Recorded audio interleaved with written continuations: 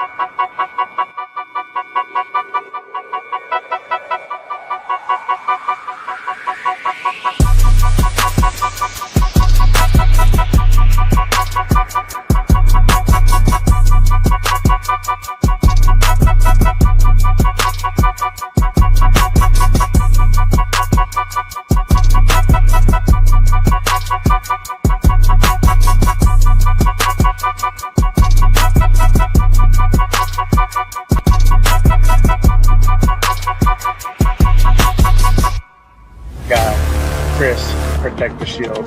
Good morning, brother. How you doing? My guy, Lunatic Raider, Raider Legions. What is good? We on? Oh, hey! We on. None other than Mr. Fist, bringing none other than our guy, Joe Morley, bring out none other than the Violator, Wayne Marbury, bring out none other than the notorious Mitchell.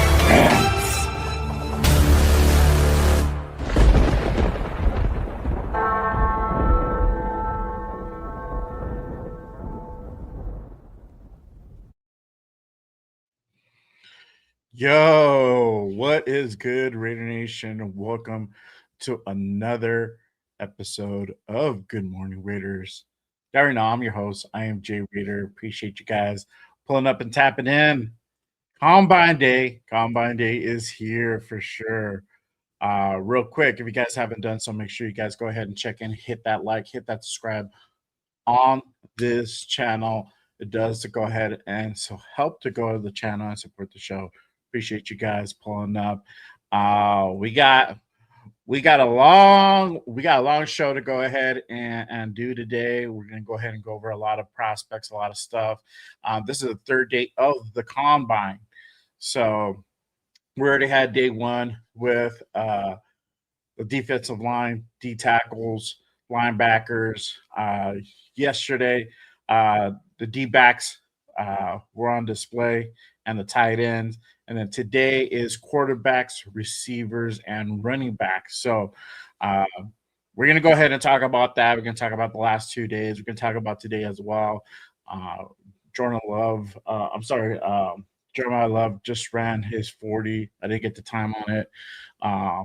Trying to get everything going on the show. But we'll go ahead and discuss that and much more today. We are in the market for a receiver and a running back, maybe even another quarterback, depending what your take on it, what your opinion is on the number one overall pick. And we'll go ahead and go over that as well. So real quick, before we go ahead and get into it, you already know, can't start off this show without acknowledging my peeps in the building. Real quick, shout out to Jack in the building. What is good, my guy? Appreciate you pulling up. Salute. Tanner, Jack in the building. What is good? Tanner's already talking about Maxx. All right. We'll go ahead and get into all that. iPanda, what is good, my guy? Appreciate you pulling up. Salute. Let's see here. Ja in the building. What is good, my guy? Appreciate you pulling up. Salute. My guy Anthony in the building. One of my mods here at Just Raiders. Salute, brother. Thank you for pulling up. Let's see here. Bishop in the building. What is good? Shalom, brother. Let's see here. Demokes, the great and powerful Demokes has pulled up. Salute, brother. Thank you for pulling up. Appreciate you. And, of course, my guy, Jason Downs in the building. Salute. We're gonna go ahead and get into the D-backs and all that. Salute, salute. All right. No, it did not sound like D-backs, bro. All right. We got some business to go ahead and go over real quick before we get into the meat and potatoes, and my special guest will go ahead and join us in a few minutes. But let's go ahead and kick this thing off. We're going to go ahead and go over the latest news that literally happened just over 24 hours ago. Raiders go ahead and hire their next coach. They went ahead and hired Nick Holtz as their offensive pass game coordinator. Nick Holtz was with the Raiders a while back, and his return it is pretty significant. Really helping to go ahead and bolster up this potentially very exotic, very high power offense that we're looking to go ahead and really put together over the next few seasons. Let's see here. So Nick Holtz was with the Oakland Raiders back in 2012. And I believe he was here also in 2015 and to about 2021. So he's been connected with the Raiders for a pretty long time. In some way, shape, capacity, going from offensive quality control coach to assistant wide receivers coach, you know, and so on and so forth. So his latest stint was last year with the Titans. He was over there with them, and we saw kind of what they looked like. They had some struggles over there, but he's back now with us. So you guys let me know what you guys think about this hire. Are you guys for it? Do you guys like it? Or are you guys a little bit about the fence about it? But this again, Raiders going out and hiring Nick Holtz as their offensive pass game coordinator. All right. So let's see here. All right, we got a pretty good show lined up for you guys. We're going to be going through the combine. Right now, Robert Henry is doing his 40. He had a 4.55 in his 40. So you got a couple of other guys doing the 40 right now.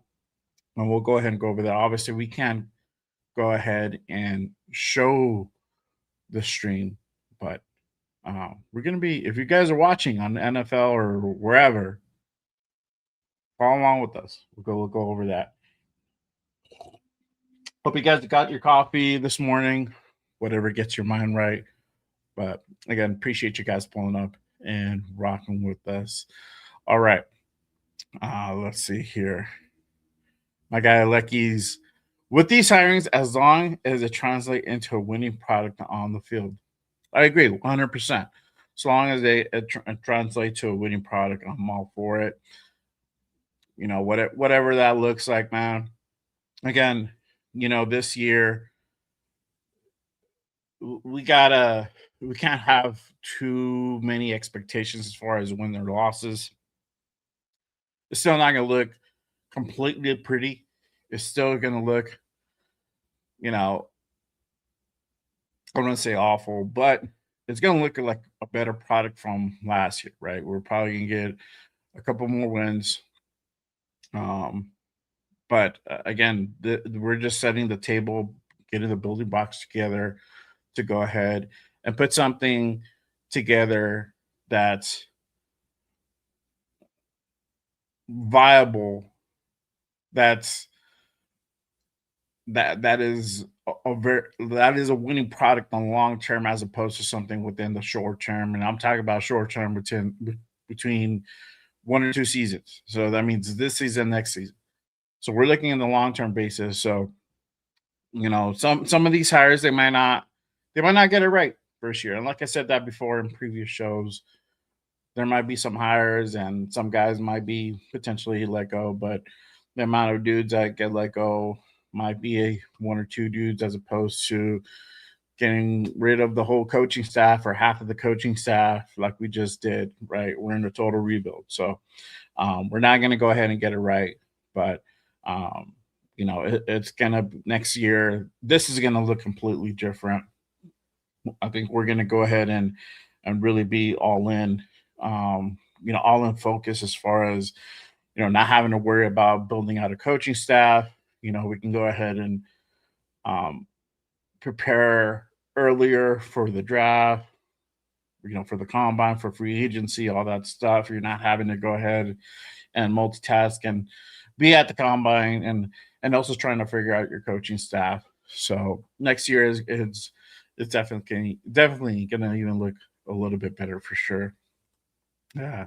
My guy, like you again. I'm not expecting anything this season, but to see rookies develop through the mistakes, 100%, 100%, my guy, for sure. I agree with that. Shout out to my guy G Fam in the building, one of my mods and one of my members here at Just Raiders. Appreciate you pulling up, fam. Salute to you. Appreciate you. My guy Darren in the building. What is good? We need to have patience for a few years and not freak out. Yes, sir. Exactly. Hit that nail dead and the coffin for sure. But all right. You guys let me know what you guys think about this hire. We'll go ahead and go over that. I got some more stuff to go over with you guys as well.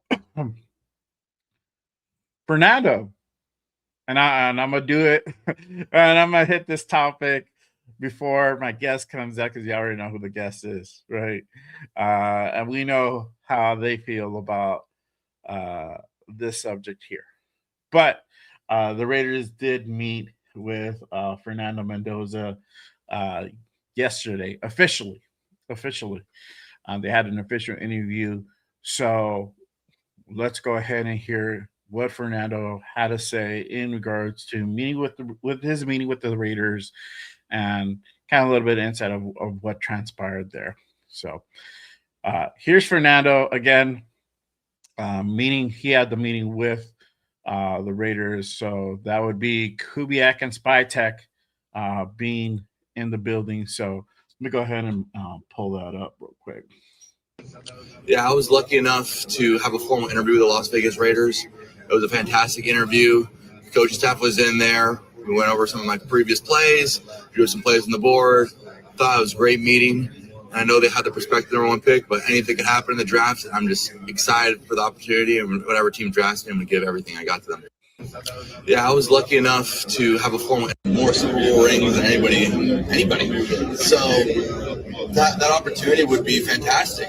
Tom Brady, I believe, is the greatest quarterback of all time by a wide margin, and to be able to have the opportunity to be mentored by him it would mean so much, and especially to learn. And I'm all about learning. So from day one, I got to learn a lot. It's going to be a long journey, and to potentially have a mentor like that would be pretty impressive and pretty beautiful. More blessing. I can't thank my Lord and Savior Jesus Christ enough for this. It was such a blessing, and to be able to do it with all the accolades and awards are great, but to be able to do it with such a great group of guys, and also being able to do it the way that we did it was way more special and something I'll never forget.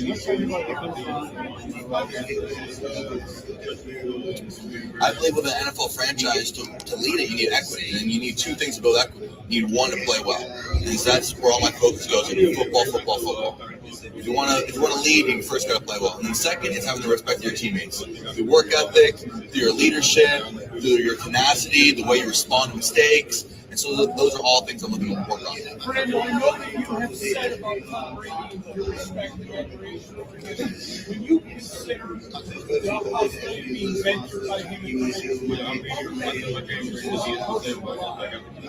I mean, who hasn't admired Tom Brady? Guy has. Blessing again. All right. So, Fernando, there you go. There you have it. Fernando met with the Raiders. Got to talk to Tom Brady briefly over the phone. And y'all heard his take on on Brady. Obviously, with this is known as facts. Obviously, he has a great admiration for Tom Brady and everything he's done, all of his accolades, and he would consider it an honor and a privilege to go ahead and be mentored by Tom. So, what are y'all thinking? How y'all feeling? In regards to Mendoza officially getting down the first interview with the Raiders, they'll have another interview, I believe, in a few weeks. I think it's uh, for their 30-day. They'll have another actual formal meeting again, but now you had Fernando and Kubiak officially meet, talk about the ball. Obviously they went over some plays to kind of go ahead and get a real feel about his football IQ and football knowledge. And in person, obviously it's well known this kid is pretty damn smart, but it's different to go ahead and really feel and see a person in front of you as over watching a video and whatnot. You really get you can really go ahead and really dissect and pick their brain in regards to certain schemes. And you heard Kubiak earlier this week saying that you want to go ahead and kind of get their knowledge to see if if these guys are going to be coachable. They're going to be bring them in for 3 or 4 years. They want to, you want to see if these guys are able to go ahead and get a sense of get their sense of direction. Are they coachable or are they teachable? Are they able to go ahead and really put in the work to go ahead and make this thing really happen and really work? I mean, we all know, and it's pretty documented about Fernando Mendoza's work ethic. It's the bar is set very high. To the matter of fact, this kid actually showed up a little bit early to his presser, which is crazy. Most of these guys are like super late, showing up on their own time and whatever. And this kid was literally there, not only on time but early, which is great. Which speaks volumes because it's just the type of dude. The character is definitely there. It shines. So I'm definitely excited to go ahead and see him in the silver and black. And we know that most likely he will be the pick come in April for the draft. Again, I've said it before, time and time again. I think we're at a juncture where you have to find a reason why you shouldn't draft Fernando Mendoza. I think this is the type of mindset where John Spytek and Kubiak need to kind of start thinking like, let's see where the red flag is, why we shouldn't go ahead and go after this kid. Is he really not going to be a good fit in the system? Is he not going to be able to go ahead and get what we're trying to implement? Or is he a guy that's not coachable, a guy that could potentially present certain problems in certain scenarios, because of X, Y, and Z, right? So all that has to kind of be taken into account. And, these guys are going to do their homework. But, I spoke to someone the other day on Instagram. They've already kind of went ahead and already had that mindset that Fernando's going to be the guy. This is going to be the franchise QB for the Raiders of the future. They've already kind of had that mindset. Now, were they 100% sold? No, but they were already probably in that mindset, like, this is the direction we're going to go. Real quick, shout out to my guy, Raiders Resistance in the building. Appreciate you, my guy, pulling up. Make sure, if you guys haven't done so already, go ahead. If you're on Twitter, go ahead and go on to Raiders Resistance. Give them a follow. If you're on Instagram, you have an Instagram account, go ahead and give my guy a follow. This was his media that I just pulled up from his profile. Make sure you guys go ahead and give my guy some love. Help him grow his platforms. Appreciate you, my guy. Always with the fire content. Thank you for pulling up and rocking with us on this Saturday morning. hopefully you guys having a beautiful Saturday morning wherever you guys be at, and rocking with us on this Combine Day. All right, so again, right now it is the running backs out on the field that we're doing their 40s. I've been trying to go ahead and kind of get some glimpses here and there and try to catch their times. I wasn't able to really go ahead and catch the times. I think Love just put up some crazy 40 numbers. And we'll go ahead and go over there. They're about to go ahead and go into the next drill. Pass after the 40. I'm not sure which one yet, but we'll go ahead and go over that real quick. Once I find out. So I'm like trying to watch this and do this multitask for sure. All right. So let's see here. All right. iPanda says that's our QB right there for sure. 100%. 100%. My guy, Josh, salute, brother. Appreciate you.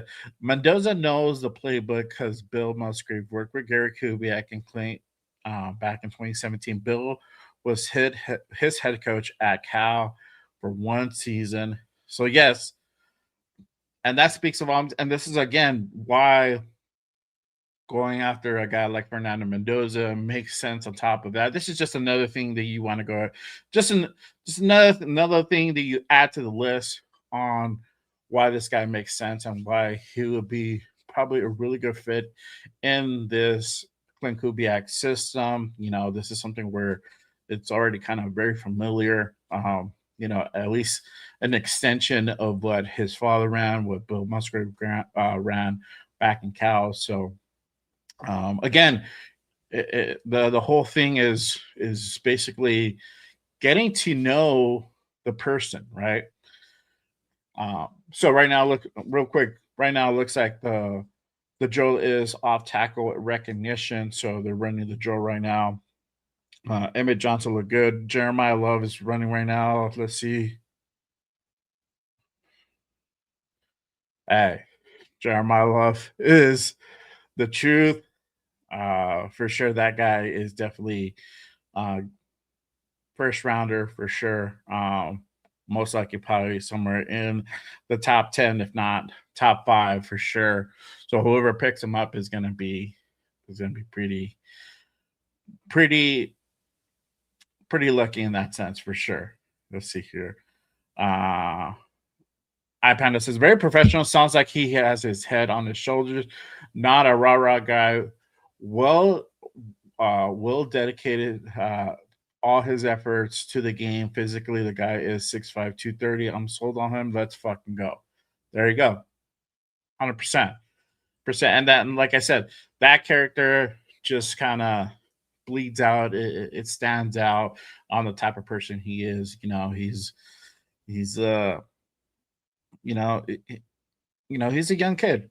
He's a young kid, but you could tell that the roots, the way he was brought up, was very, very good. So the kid is definitely, one to go ahead and do the things that needs to go ahead and make things work. And put in the work and achieve his goals. He wanted to go ahead and be able to go into the NFL. Boom. He's on that brink. Literally went to like a lower rank collegiate school, brought himself up, developed his game, went out to Indiana. Now, not only is he a Heisman winner, but he is a national champion. So, that is probably one of the best stories probably out there for sure. Let's see here. My guy Ray Resistance didn't get to post this yet, but we did formally meet with UCLA D tackle Gary Smith III. Okay, there you go. For sure. There you go. That's good. Let me see if I can. Hang on one second.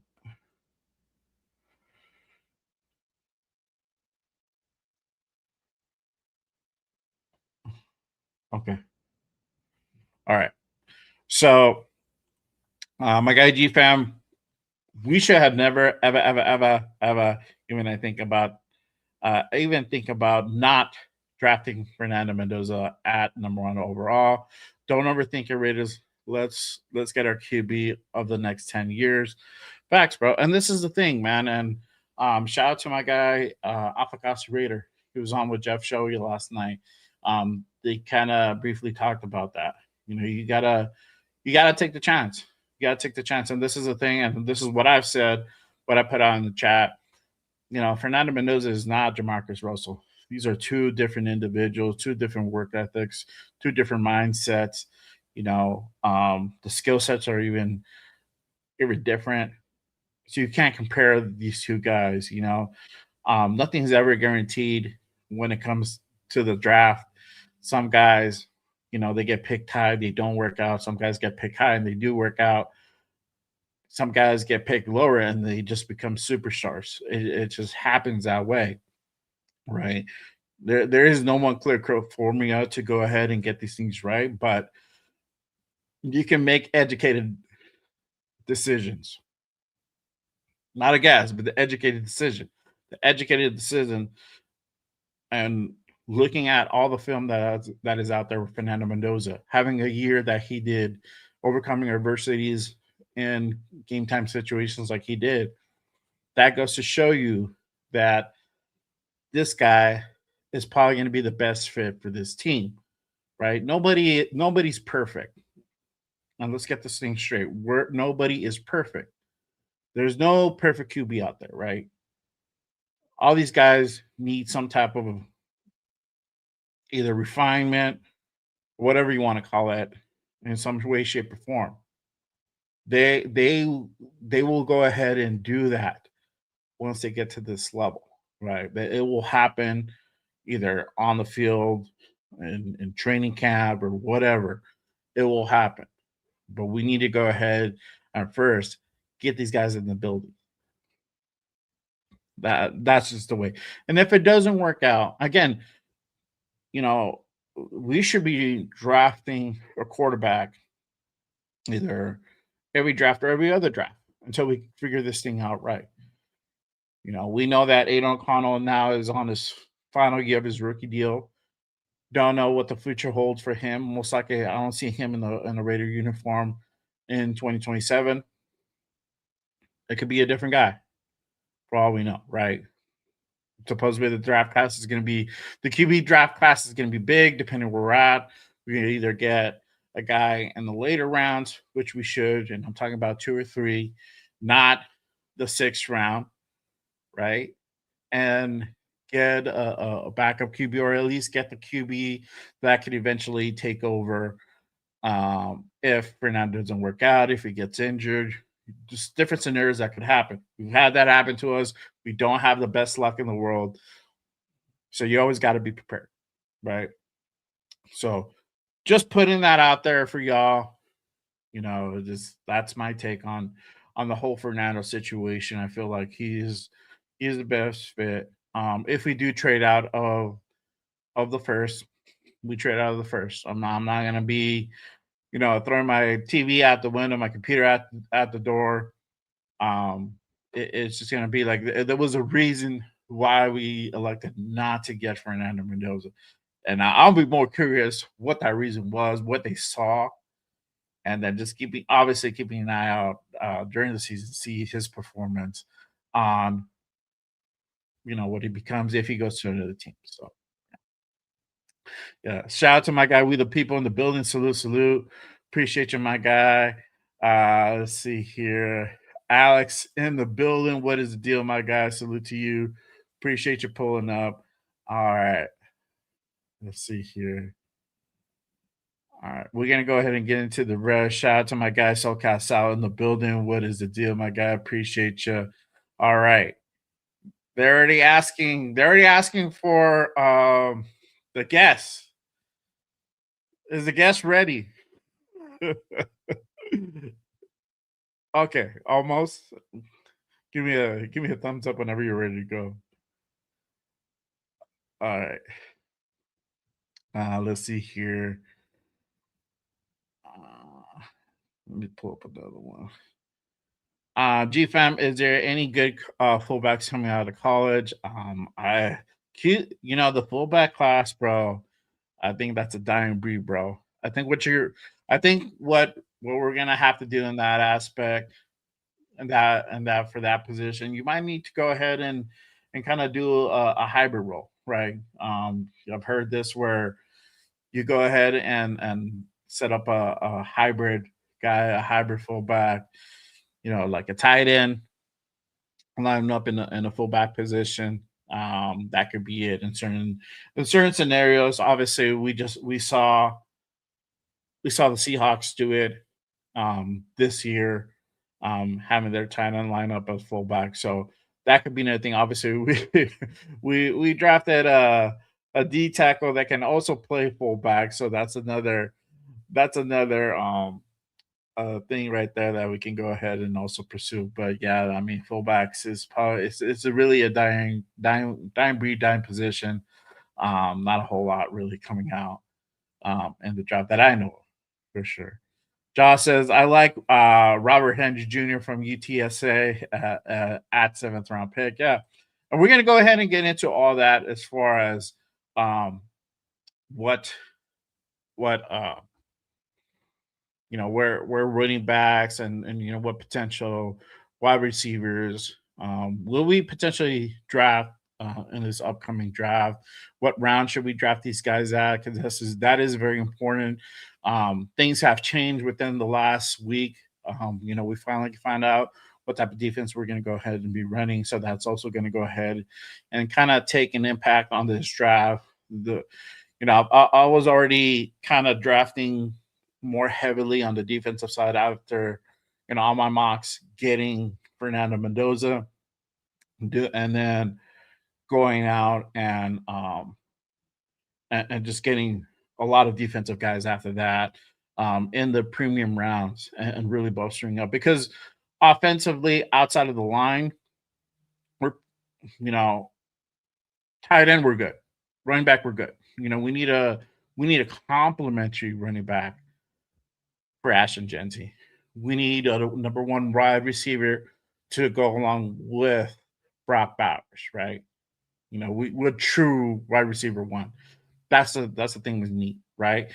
Obviously, the offensive line, maybe 2 or 3 positions. You can get some guys in free agency. You can draft a couple of guys either for starting positions or depth. It just varies depending what you do in this free agency. Both go hand in hand.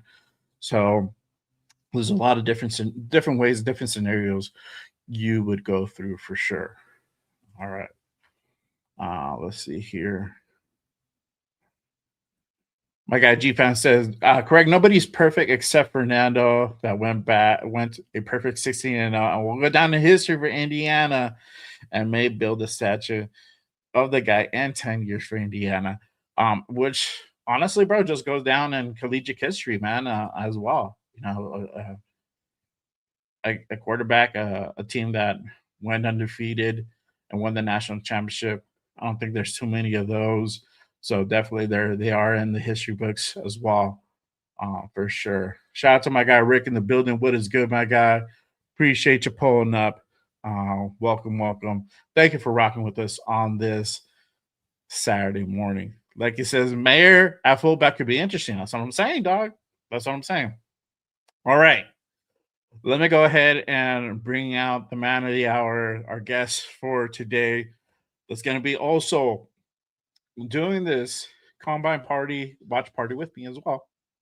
So y'all already know he is my co-host on the Wednesday the Reddit Connection show along with Leo and Nate, and then he has his Friday night No Huddle show, call-in show as well. Make sure you guys go ahead and tap in and check that out as well. And then does Tuesdays the most notorious podcast with Will and Leo as well. Let me go ahead and bring out none other than my guy, 401 Raider, Hollywood Raider Jeff in the building. What is good, my guy? Appreciate you pulling up. Good morning, good afternoon, and all the other happy crap. How's it going, man? I'm sorry I'm late today. Your fault. I started my show late. I got a little caught up with everything that was going on last night. in the news and everything, so I was up a little bit later than what I wanted to be, but I You were up just late, couldn't man. stop watching. So I watched some of that stuff on my Twitter. I didn't really watch like the yeah, I was the kinda networks.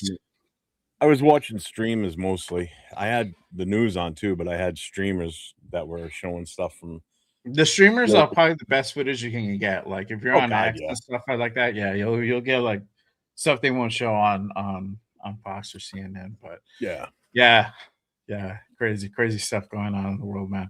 But hey, appreciate you pulling up and No rocking with me problem. on What this I Saturday, miss? man. Hey, I'm pretty sure you heard, but yeah, hey, we were going. I went over the Raiders hire. Their latest coach hire within the last 24 hours. They're bringing back Nick Holtz as their offensive pass game coordinator. We went over that. What are your thoughts on Nick Holtz? Obviously, he was here during the Oakland Raider days, the later 2010s, all the way up to I think 2021. He was here. Was his last stint with us here. So he has some history here with us, doing different positions as quality control coach, wide receivers coach. What are your thoughts on bringing back Nick Holtz as a pass game coordinator? I don't know, because I'll tell you what, I don't remember him when he was here with us. Because So he that's was how a much of an lower impact. lower. Yeah, that's how. Yeah. Well, he's a lower coach. You're not really gonna. Those dudes don't stand out a whole lot unless their No. names come up like repeatedly. But yeah, I mean he was here with us, a while back, different regimes, obviously, but has some experience around the league. He was with Jacksonville in 23 as their pass game coordinator, and he was actually recently the Tennessee Titans offensive coordinator last year, uh, doing the thing over there. So a familiar face for Raider Nation, but uh, I think this is a Well, solid hire. kind of familiar, I guess you would say, because like I said, Yeah, I don't. And he was here not too long ago with us. 2021 was his last year yeah, here yeah, with us. 2021 was the last stint with us. So Assistant wide uh, receivers coach. I'm just looking through him real quick to see. So I guess he's got ties with Bill Callahan from Nebraska. Let's see. After 4 years at Stanford, he became the office. All right, so he went right from Stanford to us in yeah. 2012. So John, appreciate you pulling up, my guy. So who was he with? He was with Jacksonville. In the pros, he was with Jacksonville, Tennessee. Shout out to my guy Raider Ryan, real quick. All right. My mods here, one of my members here at Just Raiders. Appreciate you pulling up. Salute. There you go. This live is officially sponsored by Dunkin'. I wish, bro. I need that. Yeah, Dunkin' really. in my Me life. too. Trust me. Get the donuts and the coffee in, bro. All day. Give me that card. You know what? Kind of. I mean, I'm looking through here. He was the offensive coordinator in Tennessee, you said, and I see it. So he was there for the 2024 season and the 2025 season.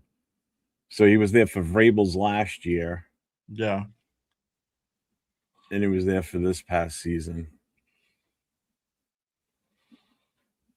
Hopefully he works out with us. Well, I mean, the guy has some talent because you could see. Yeah, no. I'm not saying he doesn't. Yeah, you can see the progression from Jacksonville, where he got the nod as getting his first stint as pass game coordinator, then getting elevated to offensive coordinator and running with the Titans for 2 seasons there. He was 2 seasons there, so Yeah. It's just the whole situation with Tennessee, their ownership, the way they kind of run their shit is but before this has not looked good as well. They were very in line to the troubles that we're having here. So, trying to get certain personnel drafting right has not really worked a whole lot out of the favor. Obviously, one of the biggest splashes was Cam Ward. Their defense looked better this past season. A couple guys out there, but yeah, I mean, you can only do so much with some of the guys you got out there. But yeah, I for me, I'm cool with this hire. Let's see, obviously, how it works out. It's still going to be heavily influenced, and he's going to have really his hand in it. But like you heard him from when he got hired, putting all this thing together, he doesn't do it alone. It's a collaborative effort. You know, from Yeah. multiple people. You can't do everything yourself. Um, so obviously, and like I said, there's going to be some guys that may not fit this year. May not necessarily be here next year. And I'm talking about the lower level coaches. But it's different letting go of one or two guys as opposed to letting go like half of the staff, replacing majority of the staff like we just did this year. So Yeah. completely two different things. This next season coming up is going to look even different. It's going to be better because we're going to have a lot of guys still here in the building. We're going to be concentrating more on this draft, on this combine, on free agency. You're not having to go ahead and go to the combine and try to go ahead and figure out your quarterback coach or your pass game coordinator. Like you can just strictly focus on the task at hand and just really, start working towards building something where you're going to go ahead and get wins and make a run. That's what you want to go ahead and do. So, yeah. Shout out to Rafa in the building. What is good, my guy? Appreciate you pulling up. Salute. Let's see here. All right. I did the Fernando thing. Raiders met officially with Fernando, and we went ahead and put out that presser. Talked about my take on Fernando. Obviously, the one that I haven't shown yet, which I'm going to go ahead and do, is I'm going to go ahead and put if you guys missed the Raider Connection on Wednesday, let me go ahead and kind of pull that up, and we're gonna go ahead and get Spy Tech's take on the rookie quarterback, and we're gonna go ahead and kind of go from there. And then this is kind of coincide with the combine going on right now because, again, quarterbacks, wide receiver, and running backs are gonna be out today and doing their thing. So this is kind of goes hand in hand on what can be potentially the future for the Raiders as well. So let me go ahead and pull this up real quick. Again, this is Spy's take earlier from the week in regards to bringing in a rookie quarterback.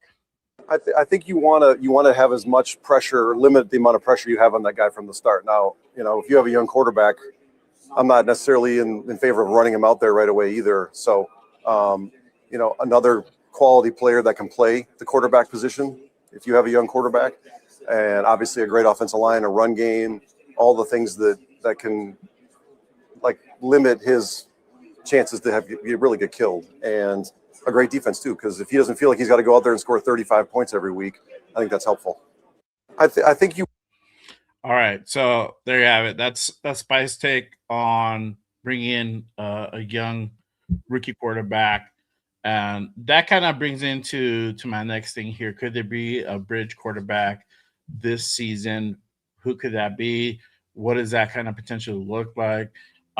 Do we use somebody in house or we bring somebody from the outside? So there's some questions swirling around there. We talked about on Wednesday about the whole Geno situation. We thought, my thinking still is, I don't see him in the building for this season coming up, but the level of that, saying that confidently, has probably lowered quite a bit.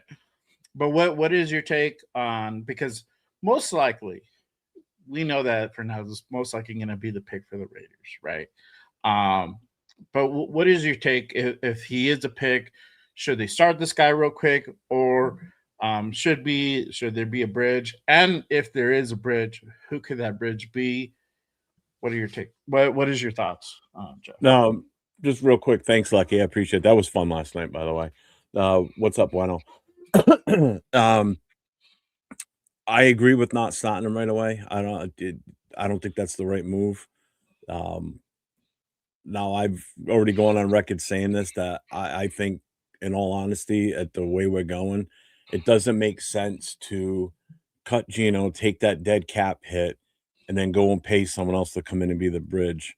Um, I with a better offensive line and a better developed running game, I think Gino could flourish for a little while in the season until you think Mendoza's ready. Um, I don't necessarily think, and I know Raider Nation's gonna hate this, but I don't think getting rid of Geno is a smart move right now. The cost of what it's gonna cost us double, basically. It's gonna cost us twice, is what I mean. It's gonna cost us in the pocket because of what we're gonna be on the cap books for cutting Geno, and then what we're gonna have to pay for someone else to come in here and be that bridge. All right. So my opinion is keep Geno. He's already under contract. You're already paying him. He's got one more year left. Keep him. Keep AOC 12 as your backup. Have Fernando sit as the number 3. All Right. right. And let it get to the point where it's a healthy competition between the 3. You know, so it's between Geno, AOC, and Mendoza. And as Mendoza improves, he'll move up as the backup. And then you bump, if AOC's not doing as well against them, then you move him down to the number 3 guy. Ultimately, at one point, you're going to get to the end of the season, and Mendoza will be a starter. Gino will be gone. AOC will still be on a contract for one more year, and you just go with that. You keep him for one more year as a backup, and then you got to make sure every year we have to draft a quarterback regardless, and that's something we haven't done consistently through the years, because you need to have and make sure that you've got people that can be behind him. But I think we stick with Gino. Yeah. It just doesn't Yeah. make sense. We need all the cap space we can get for free agency. We can't afford to lose 18 mil in dead space because we cut a guy just because we don't like him. Yeah, I'm telling you, given a better line and a developed running game, I think Gino could flourish for a little while. Doesn't mean he's going to last the entire season, but I just don't think putting Mendoza out there week 1 is a smart move. Yeah. Yeah. Buenos Aires. That sounds terrible. Oh man. So's your name. I'm just kidding. Maybe QB I can get him back on track. And that's the thing. I don't like Gino personally. I don't either. But I'm looking at it from being. Oh no, I know. But We need the money. I'm saying, for me, I don't like him. I don't like him personally. His performance was just flat out terrible last year. Did we have Everybody's a lot of was, though. You can't just single him out. Everybody I know. But hold on, I'm getting to the point.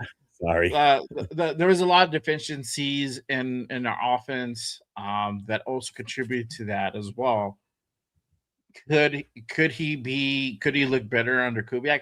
Most definitely, especially if this offensive line is going to be fixed the way that we know it's going to be fixed. Now, bar none, we got to pay this dude 18 mil flat out, no matter what. We got to pay this guy 18 mil. That money is already earmarked, whether you agree with it or not. You got it. Now, the only way you can potentially get some out of something like that, not paying him, is if you trade him out. And at this point, I don't think there's any team out there that would go ahead and trade for Geno Smith currently. So what do? Right? My thing is this, that I've said that maybe we should get rid of him because you don't want to go ahead and risk poisoning the well. And there's a lot of bad feeling, a lot of bad blood between Raider Nation and Geno, right? Geno was not happy to be here. And even probably extends into the locker room. We saw a little indications of that during the season. Certain scenarios where, he would get knocked down. You don't have guys out there running to help him get up. We've seen that. So, we've seen him get into arguments with other guys out there as well. So, I don't know exactly what the locker room's feeling is towards him.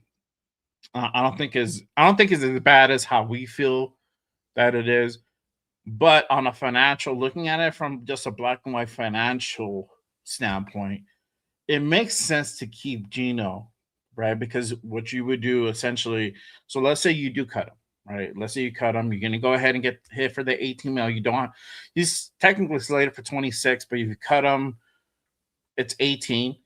You save 8, but then you have to go out and get another quarterback, right? Unless the scenario is that you're going to cut Gino, you're going to run with AOC to start half of the year, majority of the year, the whole year, whatever that looks like, right? Then that's something that could make sense. You're still losing money. You're going to lose money regardless of the fact, but that makes something that makes more sense. Now, if you go out and get like a guy like Kirk Cousins, or you get a guy somewhere in the ladder trough down, you're going to spend anywhere from 15 to about $30 million. So now, not only have you lost 18, you're going to be in the hole for another 15, 20, potentially 30. So you're spending about close to about 48, 50 million just to go ahead and replace your quarterback for a guy that you've already drafted at number 1, that you plan to go ahead and eventually start either the latter half of year 1 or in year 2. So your guy is not going to be here that long, whoever you draft. So in this sense, it makes sense to go ahead and keep a guy like Geno Smith financially. And this is a thing that also we're going to put it out there, is that you keep Geno. You don't have to keep Geno for the whole year. If he starts playing better, if he starts looking better, you can go ahead and be able to sell a potential trade later down the season before the deadline and get potentially a 6th round pick, maybe even a 5th. At this point, we'll be happy even if we get a 7th round pick, but there's not really anybody that would trade for Geno, and this is the matter of the fact, right? And especially if you're letting teams know that, hey, we're going to go ahead and release this guy, teams are just going to go ahead and wait you out until he actually gets released, and they can go ahead and pick him up on a cheaper contract. They don't have to pay him the $18 million a year. So, or whatever the going rate he's going to be charging, right? It's probably going to be less than that. They're probably going to be able to get him for 10, 7, whatever, as opposed to paying 18. So either way, like financially, it doesn't make sense to let go of Geno Smith. This is kind of a bad deal that was done by the previous regime, that we're kind of a little bit having our hands kind of essentially tied to, right? There's not too many options that we can go ahead and do in this scenario, which sucks. So I'm looking at the chat. We're gonna go ahead in the chat. What do you guys think about this? What do you think about this issue with the scenario of potentially keeping Geno Smith? To keep him, try to trade him, later on in the season, have him start, kind of be your potential bridge for, a few games, 6 games, 8 games, and then eventually find a trade partner, trading him out. Do you go ahead and keep him for the whole year?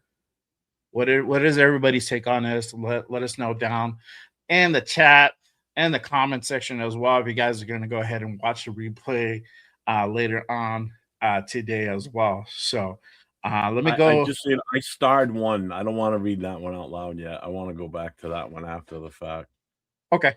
All right. Yeah, I saw the star. Because that could be a little bit longer of a discussion. But I do want to address Bueno's, what he said, but we should just bench Geno for the rest of his contract. We're going to stop signing multi-year deals for trade. Here's the thing. I don't think his contract was that bad, though. Geno was only signed for 2 years with a 3rd-year option. That's not that bad for a potential starter for a year or two, while we try and find our way with a quarterback out of the draft. So that's not that bad. If we would have signed Geno for like a 3-year guaranteed 4th-year option, or for 4 years, okay, that's bad. But for a 2-year deal, because nobody expected us to be like we were last year. So when you bring in a guy that's got talent, because Geno does have talent, he wasn't surrounded with anything to help him be better, basically. But even if we went the route of trading him away, now good thing is that's the best option, because we unload that contract. that's on him and the team he goes to, what they do with his contract. If they rework it to make it a little bit more team friendly for the last year. But if we just cut him and then go at it with AOC as the starter, we still need to bring someone else in. We still need to have that third QB option because you have to have an emergency backup, and we don't have that right now in this team. We don't have anybody on the practice squad. Everybody's gone. Pickett. That means we'd have to re-sign Pickett, and I don't think anybody wants to see that again. I know I don't. Right. And you're still spending money. You're still spending money. Yeah, that's another year you're not accounting for. Exactly. Yeah. I'm gonna read this comment real quick by John. He said it's worth losing that money, especially with his negative attitude. So you're seeing that. I want to put that out there that some people are up for losing the money, and this is the thing that you also have to think about now. And you guys can and it's not me telling you like, oh, we should keep Gino. The thing is, you also got to keep in mind like all these things kind of affect and piggyback off of one another, right? So if you move off Gino, you're going to lose that 18 million, and then you got to go ahead and pick up another quarterback to go ahead and start. If you're not going to start Fernando right away, right? We don't know. I think they're leaning more towards sitting him for a bit or sitting him for the majority of the season or the whole season. That's kind of what the feel is a little bit.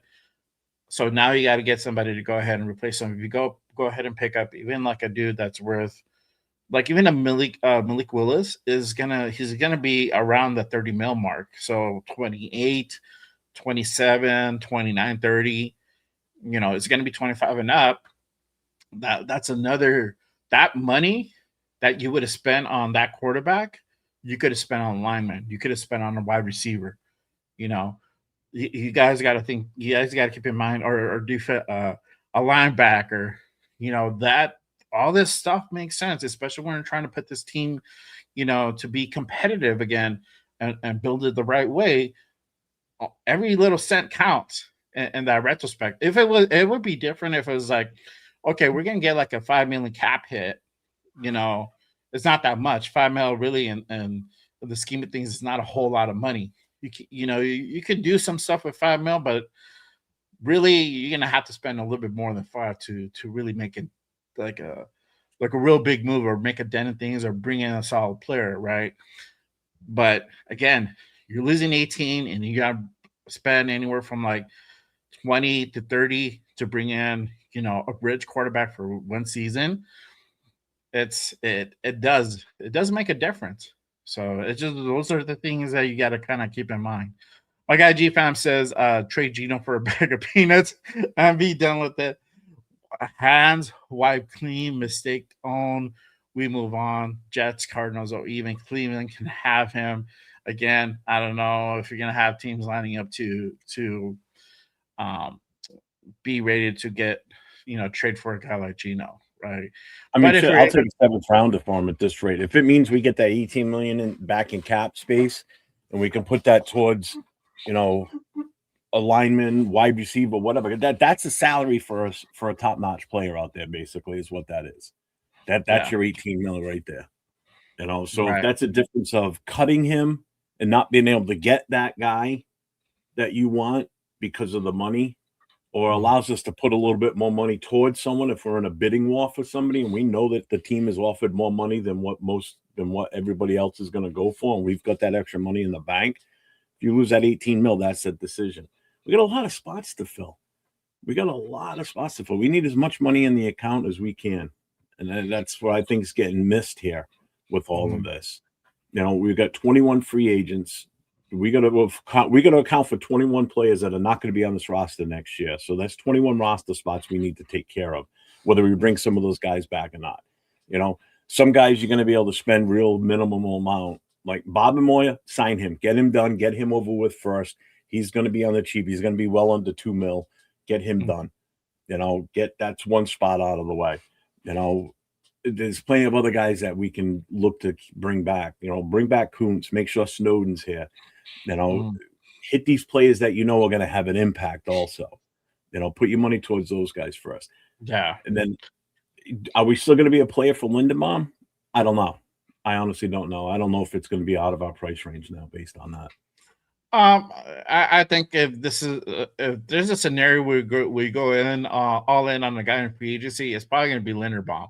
So it just depends what that all in means for this team, right? For the See, my front office, opinion's changed are on they that willing? now. Yeah, are they willing to spend $35 million? Are they willing to spend north of 40? Like what is their mindset on what they're willing to go ahead and do to bring in a guy like Leonard Baum? Except Jack. But this is the thing what I've said. Like, if you can't get Linderbaum, we still have JBJ. We still have a really good fucking center. Absolutely. We still But have a good stick center, so him we're not there. losing Don't play anything. games with him. And Yeah, I don't think this regime will. That's the thing. I think they realize how valuable he is, and they're not going to mess with his head. That made a mess of him last year. That was all on the coach and staff. They didn't do him any favors. yeah. But getting back to what you said about going all in for a player, my thought process has changed off of Lindenbaum now. And it's only been this past week since we announced going to a 3-4. I'm all in on spending as much money as it takes to get Lloyd from Devin Lloyd. Yep. Yeah. I want that top backer. I want that top linebacker more than anything right now. And You this get a is guy why of his caliber, that changes our defense right away. Yeah, this is why we say, like, this money, you have to start thinking about the money aspect too, and you can't just completely ignore it, like, because when you want to go after guys like Leonard Baum, Devin Lloyd, these guys are not going to be cheap. That means if you're in a scenario where you could get both of them, but that means what you're going to go ahead and buy after that, these guys are going to be lesser caliber. The talent's not going to be as high. So these are also things that you got to kind of keep in mind as well. I'm going to read this comment real quick by We the People. It says Mendoza will not sit if we draft him. We don't know that. I mean, because he's drafted number 1 overall. Yes, normally you probably would think, hey, if you draft him at number 1, this guy should play, right? What this regime is kind of looking like, what they're thinking is that we might not want to throw this guy to the wolves yet. Now, if he goes out in training camp and OTAs and he's killing it and just throwing dimes and just slicing dudes up in the defense, and they feel like he's ready to go, that's a different thing. And this is why also maybe keeping a guy like Gino, you might want to keep, because if you go out and let him go and bring in another guy and performing really is as expected as advertised, and they want to go ahead and start him, now you went ahead and spent like $20 million, $25 million on a bridge quarterback that literally is going to now sit behind Fernando. So that's also another thing you got to kind of have to keep in mind as well. So I don't know, just putting that out there. You guys make your own opinions. I'm gonna read this now. Mendoza has Joe Burrow written all over him, but with more upside as of now. This is my thing. With doing comparisons with other pro guys.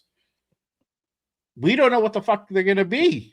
I hate doing the comparisons. I really do. I don't like giving comparisons to be honest, because I just don't know what this guy could be. Like, I can see what he is collegiately, and it's a different level from what it is on the NFL, right? Not everybody's on the same talent level, right? So I don't like doing these comparisons. I hate them. If I have to do a comparison, I wouldn't compare him to Joe Burrow yet. No. Can I make that assessment maybe like 4 games after he actually plays? We'll see, right? If the performance is indicative of that, okay, cool. But I honestly I don't like giving that. But go ahead, Jeff. I think it's easy to compare other positions. Quarterback is the toughest one to compare anybody to. You can say they might play with that style of play, or but to say that he's the next so and so coming out of college, like like this guy's the next Tom Brady or the next Joe Burrow, and I don't know. We the people, I love you, brother, but I can't agree with this one. Not even close. Joe Burrow is still, as far as I'm concerned, is still light years ahead of him. And again, this kid hasn't even played a single down in the NFL yet. So for us to even sit there and say that, I can't do that. But if we're talking about matching up, like you look at a linebacker versus a college linebacker and one that's already playing in the pros, you can I think you can easily match those guys up. Running backs, same thing. Quarterbacks is so tough because there's so many different mechanics involved. There's a thought process and how they process what they're seeing on the field. So I may process, if I'm say Joe Burrow, I may process things a different way that I'm seeing than he may, which would result in two different style plays. Quarterback is so tough to do that with. I think that's the one position you can't do that with, to compare somebody. Again, you could say he's got an arm like him, or he controls the pocket the same. Okay, I get that, but to come right out and say he's so and so the next one, that is so hard to do. So hard to do. Yeah, for sure. John says trade Gino in a package deal with Maxx. You could, but again, you may not. Also, the teams may not want that. It's not as necessary. Hey, we're going to throw in Gino. Pick up his contract too. It might be a harder situation to kind of finagle that thing in. You don't save money when you do release him. No, you're only saving $8 million. You're still losing 18, and you got to buy another guy. That's a problem. Tanner Jack, when you're flipping off the nation, it's time for you to go. I agree, bro. I agree, but this, in all honesty, I get that. There's two sides to that too. There's it really. That's so tough, man. It is tough, and that's why I'm saying, like, I agree with it. That's why I say, like, I have no love for that dude, and it's hard for me to speak in the way where, like, we're thinking about, like, even contemplating the fact that, like, hey, it's kind of makes more sense to keep Gino as opposed to just like letting him go, unless you're able to go ahead and find a trade partner. Now, I think it would be different if he just didn't have that bad of a season and he's movable. But it was just that bad where I don't think he's movable. I think the only options right now, currently, it's either you keep him or you release him. I don't think trade is in that scenario. Potentially could, but again, you have to find a really quarterback desperate team. And I think we're really, the season hasn't even started. I don't think we're in that scenario. You find that scenario when you're like in the middle of it and you need a guy to come in and be your guy to either get you to potentially get you to the playoffs, right? To limp you to the playoffs, or just to help you finish out the season. I think those are the two scenarios, right?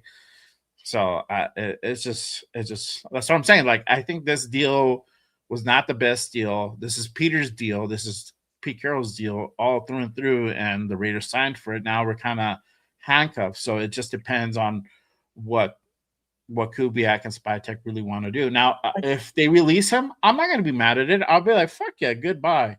Don't let the door hit you on the way out.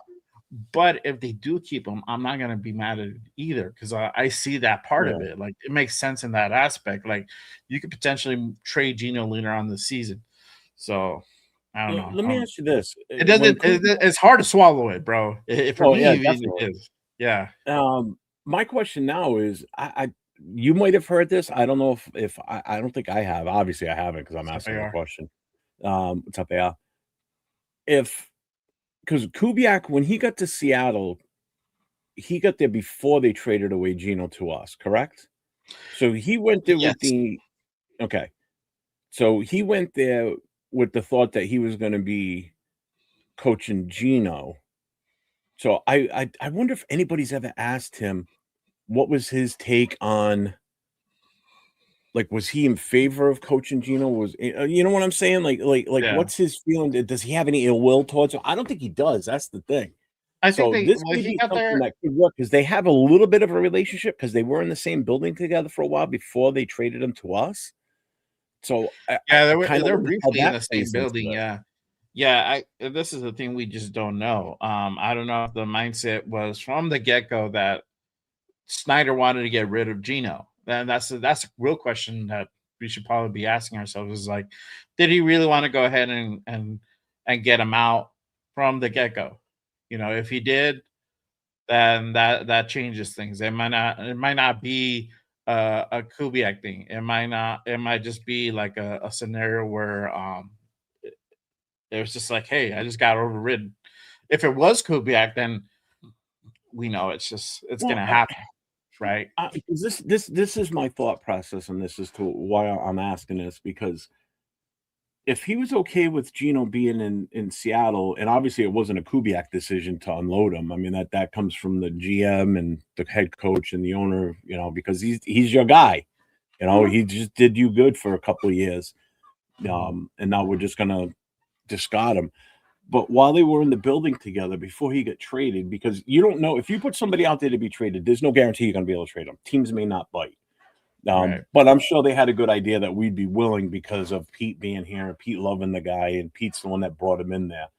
So I'm wondering, he still had to work with Gino, like to get him acclimated to the playbook, whatever they were going to run for a system, along with Donald, getting those two together, and then maybe they finally realized that, hey, Gino's not going to probably be the starter on this, so now we need to really push to trade him. And then the trade went through. So I'm curious of what that relationship was like, because if it's a tainted relationship based on the trade, and if Kubiak had a say in getting rid of him, that could be a one negative as to why you wouldn't want to keep Gino, and that would make sense. I get it, Right. But if they had a good relationship and Kubiak thinks he can work with Gino, then I'm fine with giving him another shot for this year. Yeah. In business, it's the old saying of, spend money to make money, but that's not this situation here. We're spending money to spend more money to hopefully be better. You know what I'm saying? Like, Yeah. whereas we can get money and then spend it this way to improve the team too. So there's hits and misses with this. It's all on your Right. own personal take with it, but ultimately it's up to the team. If they find that cap space valuable, then they're not going to just cut him and take an 18 million cap hit. Right. Right. So And I'm curious to see what that relationship was. And these are the questions, unfortunately, that the media pool, the Raiders organization, is not going to ask. They're not going to ask these because it's a tough question. He has to be honest if he's going to answer it. And these guys just don't ask that shit. Well, they're not gonna go it. ahead and tip their hand either way, whether they're gonna go No. ahead and part ways with Gino. I think they said that they had a conversation, and I think that's kind of where they left it at. So I don't know how you read into it. You can read into it like, okay, he's gone. They just talked to him and said, like, kind of try to get his feel for where he's at for the season coming up, whether he wants to be part of this team or not. And they probably came to the conclusion that he's not going to be in the picture, or it's like, okay, well, they only had one conversation. It could be that they're just busy doing other stuff and getting their coaching staff together, looking towards the combine, and yada yada. So there's different ways you can look at it. So nothing's really ever going to be said until it actually happens, especially on the Gino part. So yeah, Actually, John, Rick just answered the question too. I didn't know that. So see, I'm not a Seahawks fan, so I wouldn't have known that. So I appreciate that, Rick. He says McDonald fired. No, I'm sorry, not Panda said it. Gino was traded first, and then they got Donald. I would have known the timeline. So that what they traded Gino. Yes, I know. that's what he's saying. Yeah, but Gino it's was traded first, then they got Donald. Yeah, but my thing was like, at what point did they make that decision? Had to be made long before, because we can't trade off a guy right now. So let's say we're gonna do the Maxx deal. I don't want to bring up the Maxx, but let's say trade I know off what you Maxx, mean, though. right? You can't trade him right now. You're hearing offers, and then eventually that's gonna happen at you're gonna have a plan the in next place. 10 days or whatever, right? So the decision for Gino had to be made presumptually, like either in January or February of last year, like, hey, we're gonna move off of this dude. We're gonna go out and try to get a different guy, right? These guys are gonna be free agents. We're gonna try to go for Darnold, right? So we don't know when that mindset happened. That's a whole argument. It's like, when did that actually happen? Did that happen when Kubiak came in and Kubiak and Schneider and McDonald made that decision together collectively? Or was it like, hey, McDonald and Schneider already had made up their minds? It's like Kubi's, when Kubi came in, they're like, hey, we're gonna get your new quarterback. Don't worry about Gino. Like, who do you like? It could have just went down Or that way. it could have been a simple thing that Pete reached out to Seattle and said, "Hey, would you take a third rounder for Gino?" And then like, hell yeah, we would. Yeah. I don't even know what they drafted in the third round to make, what they got for value on that. I'd have to look that up to see what they got in value, if it was a bonus for them or not. I don't know, Yeah, for sure. Shout out to my guy James in the building. You already know James what Firpo. time it is, bro, for sure. Shout out to my guy James. Appreciate you, my guy. Salute to you. Let's see. Let me catch up a little bit on these comments real quick. Shout out to Jack in the building. What is good, my guy? Appreciate you pulling up. Josh says Trading Genie gives you 131 cap space. Well, right now, even with the increase, I think we're projected at 87. I'm gonna go into all that. I don't think we get to 131. You got to move some other guys as well to get to that point. Let's see here. Put the money towards defense like Devin Lloyd or Alex Pierce, 100%. Let's see. John said there are not many players making big money on our most of them are young, and we can afford to eat that money. That's still money, bro. I mean, they are. I if you want to get point, but yeah, if you want to get a quality lineman, it's going to cost you anywhere from like 18 to about $30 million. It's that price range around there, right? If you want to get if you want to get a guy who's kind of lower on the trough, lower down on the trough, then you're gonna spend less, but then you can get guys like Alex Kappa. That's what you're talking about, So you got to keep these things in mind, or even a defensive guy. The caliber is not. You're always diminishing talent, and their market value for a certain reason. You might have some gems out there from guys who are potentially coming off of injury, but you don't know how really if that injury is completely gone, they completely rehabbed it, they're still having some issues with it. Sometimes it's a mental thing where they had a big injury and they're trying to, come back, and sometimes that kind of plagues them. Or they just had a bad year. Can we do this? Can we just put this in perspective? Yeah. Right? If you look at just the free agents for the Raiders alone, right? And you look at their market value right now, which is going to be the going rate that they're going to demand if they test the free agent waters, if we don't offer them a contract first. Yes, a few of them are going to drop in value. Like Kuntz is going to go from what we paid him last year, 11 mil. His market value is now 9.9. But guys are going up too. Like Eric Stokes, his market value is 7.3. He got paid 3.5, so there's a 4 mil increase. Landon Roberts, if he goes somewhere else or we re-sign him, he's jumped up to 4 mil from 3 mil. Parham, this one hurts me. If he got paid last year 1.2, okay. If we re-sign him, his market value is 10 mil.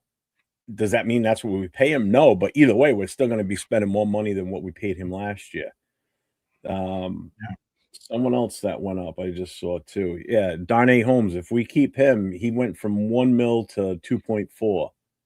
Devin White, if we re-sign him, which we need linebackers, I mean, it is a possibility we keep him. He went from 1 mil to 2.8. Jordan Meredith. Now, this is one that everybody's saying we should possibly keep. He got paid $900,000. His market value now is 4.2 mil. So you add up these little bits of increases, that shit adds up. Who are you saying? Some of these guys are going to demand more money than what we paid them in the past. So it is going to cost us more in the long run. So we're going to be spending more money on re-signing some of these guys, and we're going to even more offset with Gino's $18 million hit cap, cap hit. Who were you talking about, though? Who were you saying that was at just under $1 mil and went up? Meredith. He was at 900,000. That was his market value last year. That's And what where's we he at paid now? him. We paid him $9 million. Uh-huh. His And market where value right now, he's a restricted free agent, is $4.2 million. So he jumped up $3 million, basically. Right. That's the thing. Some of these guys that are going on free agency that were just with us, they could potentially take a hometown discount. You know, they'll probably give us a hometown discount with whether it's $1 million here, 1.5, whatever, a half a million, you know, whatever. Possible, yeah. Eventually, it will all add up. But you don't know that, right? I think for like a guy like Eric Stokes, you want to probably try to come close to that number, right? Maybe a guy like A-Rob, you can go ahead and let go, or you can keep, or you can try to get it close to that number as well and see what type of discount he can give you. There's certain guys that you have to kind of evaluate and see which one you want to keep and try to see if we can go ahead and get them on a hometown discount. It just depends how they feel about the team and stuff. I'm looking at something else here right now too that I didn't even take into consideration until this very moment. What guys are we looking at that we'd be willing to cut? What are the names that we've thrown out there? When we did that, keep them or cut them. The guys that are still under contract, but we want to cut them because we just don't want them on the team anymore. We would have to look at the roster completely to see who we would go ahead and want to cut. Here, let me pull this up. Because I'm looking at a list here, and this is gonna, if we do any of this, it's gonna cost us even more money now. Well, I'm on Raiders.com. I can pull up that list of the current roster unless you have a better one. Well, I'm looking at what would be a 2027 free agent. So they'd still be on the contract for the 2026 season. But if we're talking about cutting these players or certain players because we just don't want them on the team anymore because they're not worth keeping, you know, perfect example, Kappa. Does anybody want to see Alex Kappa stay for another season? I know Darren said cut Kappa. What do we owe him this season coming up? I don't know offhand. That's what I'm looking at. That's why I'm asking the question. Because there's another 5.5 mil that would be in dead cap. So now you cut Gino, you cut him. Now you're at 23 mil. You know, so that number's going to go up. Tyree Wilson, do we keep him one more year, or this will be his 4th year now? You know, he's a 6.2 cut. You know, Jeremy Chin, if we don't think that he's going to stay and we want it, he's 8 mil. You know, Trey Tucker, you know, now you're in the single digits. Now you're in the 1 mil and lower, or like 1.3 and lower. You know, so there's guys in this list that if we're looking at possibly getting rid of, like Aiden O'Connell, he's getting 1 million. There's no sense in cutting him for $1 million for a backup. No, and he's still, you know, why would you do that? That just doesn't make sense. Shedrick Jackson, you know, he's got 1 more year left on his contract. He's at 1 mil even. Let's see who else is on here that's any good. Dalton Wagner, 885,000. Lockie Tassi, 885. Lockie Tassi would not be one that we'd ever want to cut. You know, but there's guys that this shit would add up if we decide we want to cut some of these guys. So you have to keep that into mind too. You know, so it's not only just Gino, but you add up all these other ones that say we got to cut them. Well, O'Connell, so for example, O'Connell, I think it's because I'm on Spot Track, and here I can share it real quick. He's slated to get about just over 3.5, and that's just an estimate. Let me pull this up real quick. What, right now? For this season coming up, yeah. So, if you guys can see it here, this is Aiden O'Connell's contract. So it's an estimate for this season coming up. He's slated to get about just 3.5 million. And this is his final year of his rookie deal. So as you see, 2027, he's a UFA. So he's slated to get about 3 mil. So let's say call it about 3, right? 3 and change. Yep. But still not a lot. Still not a lot of whole grand scheme. See, his dead cap is lower though. His dead cap's only 100 because he got guaranteed up front. That's why. Yeah. And signing bonuses. So his cap hit is only 120. That's the other thing. You'd have to look at their what their actual dead hit. So actually, let me do that then. So let me go to Kappa. Yeah, so the dead hit will be here on the parentheses. Parentheses If we would have indicate cut dead cap. Kappa, we'd be dead cap for $1 million even. All right, so it's not 5 mil. Yeah, hold on. I just passed them. All right, cool. So dead cap would be $1 million. Yep. $1 million. And he's slated to get 4.5 this season coming up. That's See, what Jeremy Chin, if we would have cut him, he's a 6.2 million cap, dead cap. Hold on, where's Chin? Not saying that we would, but I'm just putting that out there. If we cut Yeah. some of these guys get cut, just gonna cost us. Tyree, Yeah. if we would have decided to cut him, 7.9 mil. Yeah, but that's a 7.9 mil, but he's only getting 1.1 for the season. For this season coming up. Well, it's all the signing bonuses and roster bonuses. Yeah. So this is Tyree's contract. And again, it's a rookie deal. And he's getting first rounder money. Do you see how much we have to pay him if we sign him to if we pick up his 5th-year option? Yeah, 14 mil. Mm-hmm. Which that time has come and gone. So we're not. At that point, we can release him or re-sign him at probably whatever we feel that next year. It's worthy. It's at the end of this season. It's at the end of this coming season. You can pick up the 5th. Oh, but then it wasn't the only dude was 2023 for the draft picks that you can pick up the 5th now, which was this like. But his 5th-year option is still available. We haven't denied it. So he is still eligible. We did that. We didn't pick it up. Yeah, we didn't pick it up. So I think this is for. I think that's what I heard. We have to wait until the end of the season. No, but what I heard was the 5th-year options are for everybody who came out in the 23 draft class. I believe that's what I read, and I might be mistaken then, because I feel that's what we did. Because either way, he's not coming. Either way, this is going to be his final year. We're not going to pick it up unless this kid just completely falls out. 2026 is his 4th year. Yes, that's what I'm saying. He's on his final year. No, but that's what I'm saying is Tyrese. This is Tyrese's final year. We haven't played this year. We haven't played this. This is his final. But no, but this is his final rookie year. Like correct. This is his final deal on the rookie deal. Yeah. I know, but what I'm saying, but I'm also saying like because what I heard was completely different. I thought they were gonna be able to pick it up a couple of weeks ago, like that, where teams can go ahead and pick up the 5th year.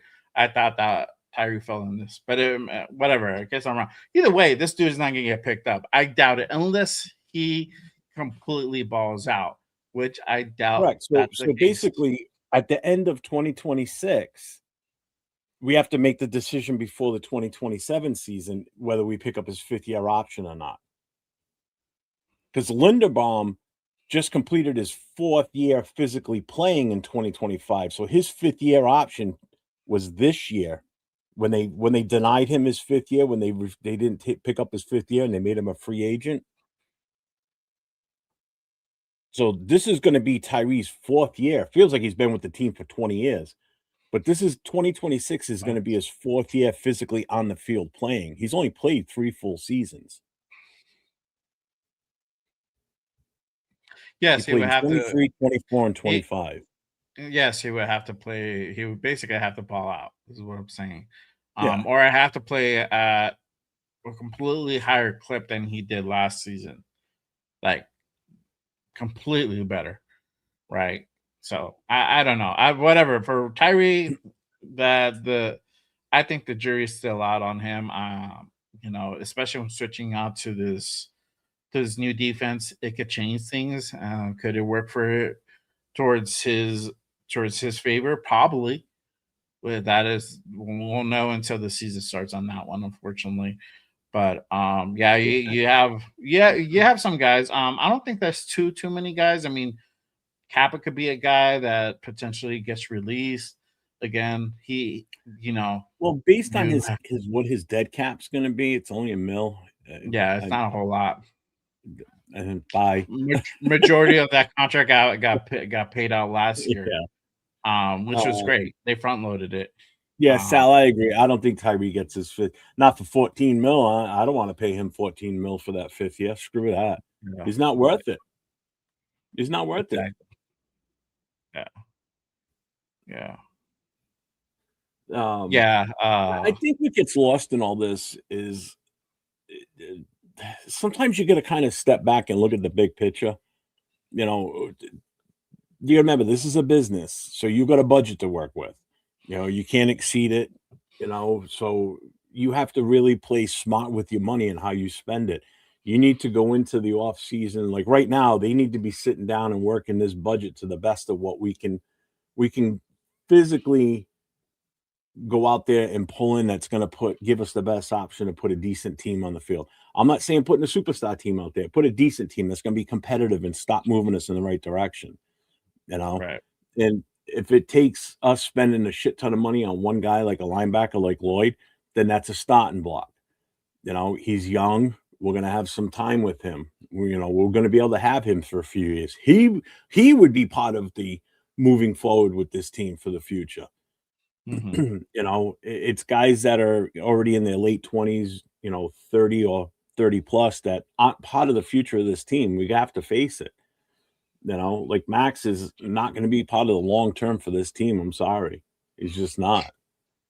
It's just seriously, if he's got 2 years left on his contract. What does that mean? What does that even mean? Like, what does that even mean? Like when you say like he's not going to be the plans are whatever the team makes the plans is. You don't but that's know. just it. Is he part of that? I don't think he is. I don't think he's long term. You don't think he is, but he could definitely be part of that plans, right? We don't know whether he's going to be traded out. I mean, we saw what we saw, and that's something internal that me and you got to see, and you can make whatever you want to make out of that. I truly feel I don't think he gets traded, but if he gets traded, I wouldn't be completely like rioting on the streets, right? I'll probably be sad about it, but I get it. And if it happens, let's get as much as we can for it. If it does happen, I think this is just a narrative that's been pushing hard by the media because of something that was put out there partly by him and partly by other people that just kind of grew and grew, and it's just been spiraling. And I think Max is at a point where he's just like, fuck it, bro. Like, I've go through this twice, 3 times a year and say that I don't want to go. I don't want to be traded. I don't want to go to another team. I don't want to play for another team. I think it's like, I've already beaten the dead horse so many times. It's like, look, if you guys feel like that, if you guys think that I want out, cool. You guys think that way. I know what I am. I know what I want. And people in the building know where I stand on that. And you guys make it what I think he's at that point. That's why he hasn't come out and said anything, because it's just like, bro, I've said it so many fucking times. How much more can I say it? And you even have Spytex like, look, we've already said that we don't want to trade off of this dude, but as much as I say no, we're not going to trade him. It's like people are still going to call and make offers. So I'm just going to listen. That's what I just do now. I'm going to listen and just see what it is, and that's it. And like, there's no harm to listening, but what the response is going to be like a no, right? Unless it's like too good to be true, right? Unless you're throwing in the kitchen sink and then some, right? Yeah. That's something different. Then maybe there's a conversation to be had. But I think at this point, it's just like, it's all of the media buzz. Max's timeline is whatever the team says his timeline is, right? There's ways to go ahead. Well, yeah, we got and link the longevity of Maxx Crosby. Is it the way that Maxx Crosby likes to play? Fuck no, it's not. But sometimes you got to do what's better for the team as opposed to what's better for the player. If it's up to him, Maxx Crosby is going to go out there and play with fucking no feet and fucking on one arm, bro. If he's able to do it at a high clip, he's going to do it that way. But realistically, You know, like that's not how you play. You know, you have to probably start limiting some of the reps. You know, if we're getting definitely in scenarios where we're getting fucking our asses handed to us, why the fuck are we playing Maxx Crosby? We shouldn't. He should be here. His ass should be like, bro, we're not winning this game. Sit your ass down. Let's give some fucking garbage time to somebody who we're on the fence about, you know, and keep you put your back in the holster. You know, there's ways to go ahead and limit Max, but it's just not ways that he would be too happy about.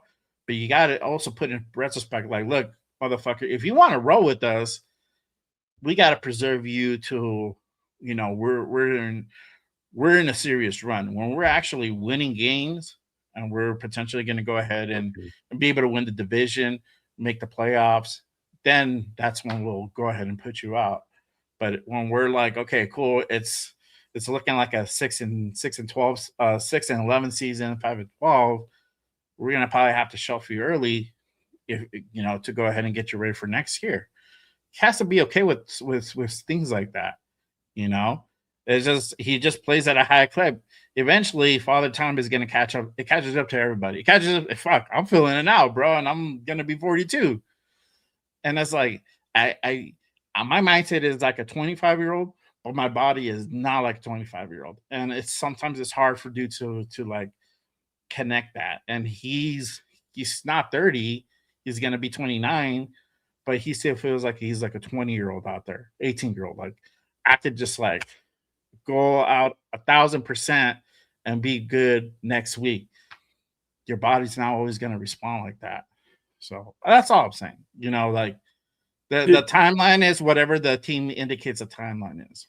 Yeah, I know somebody in the chat just said it's whatever Max. No, it's not, because it's entirely up to the team. Because all right, so he's under contract for 2026. Okay, and do you know that on the third league day of 2026, after that, if he gets injured, he still gets his full paycheck, regardless. I'm sorry, repeat that again.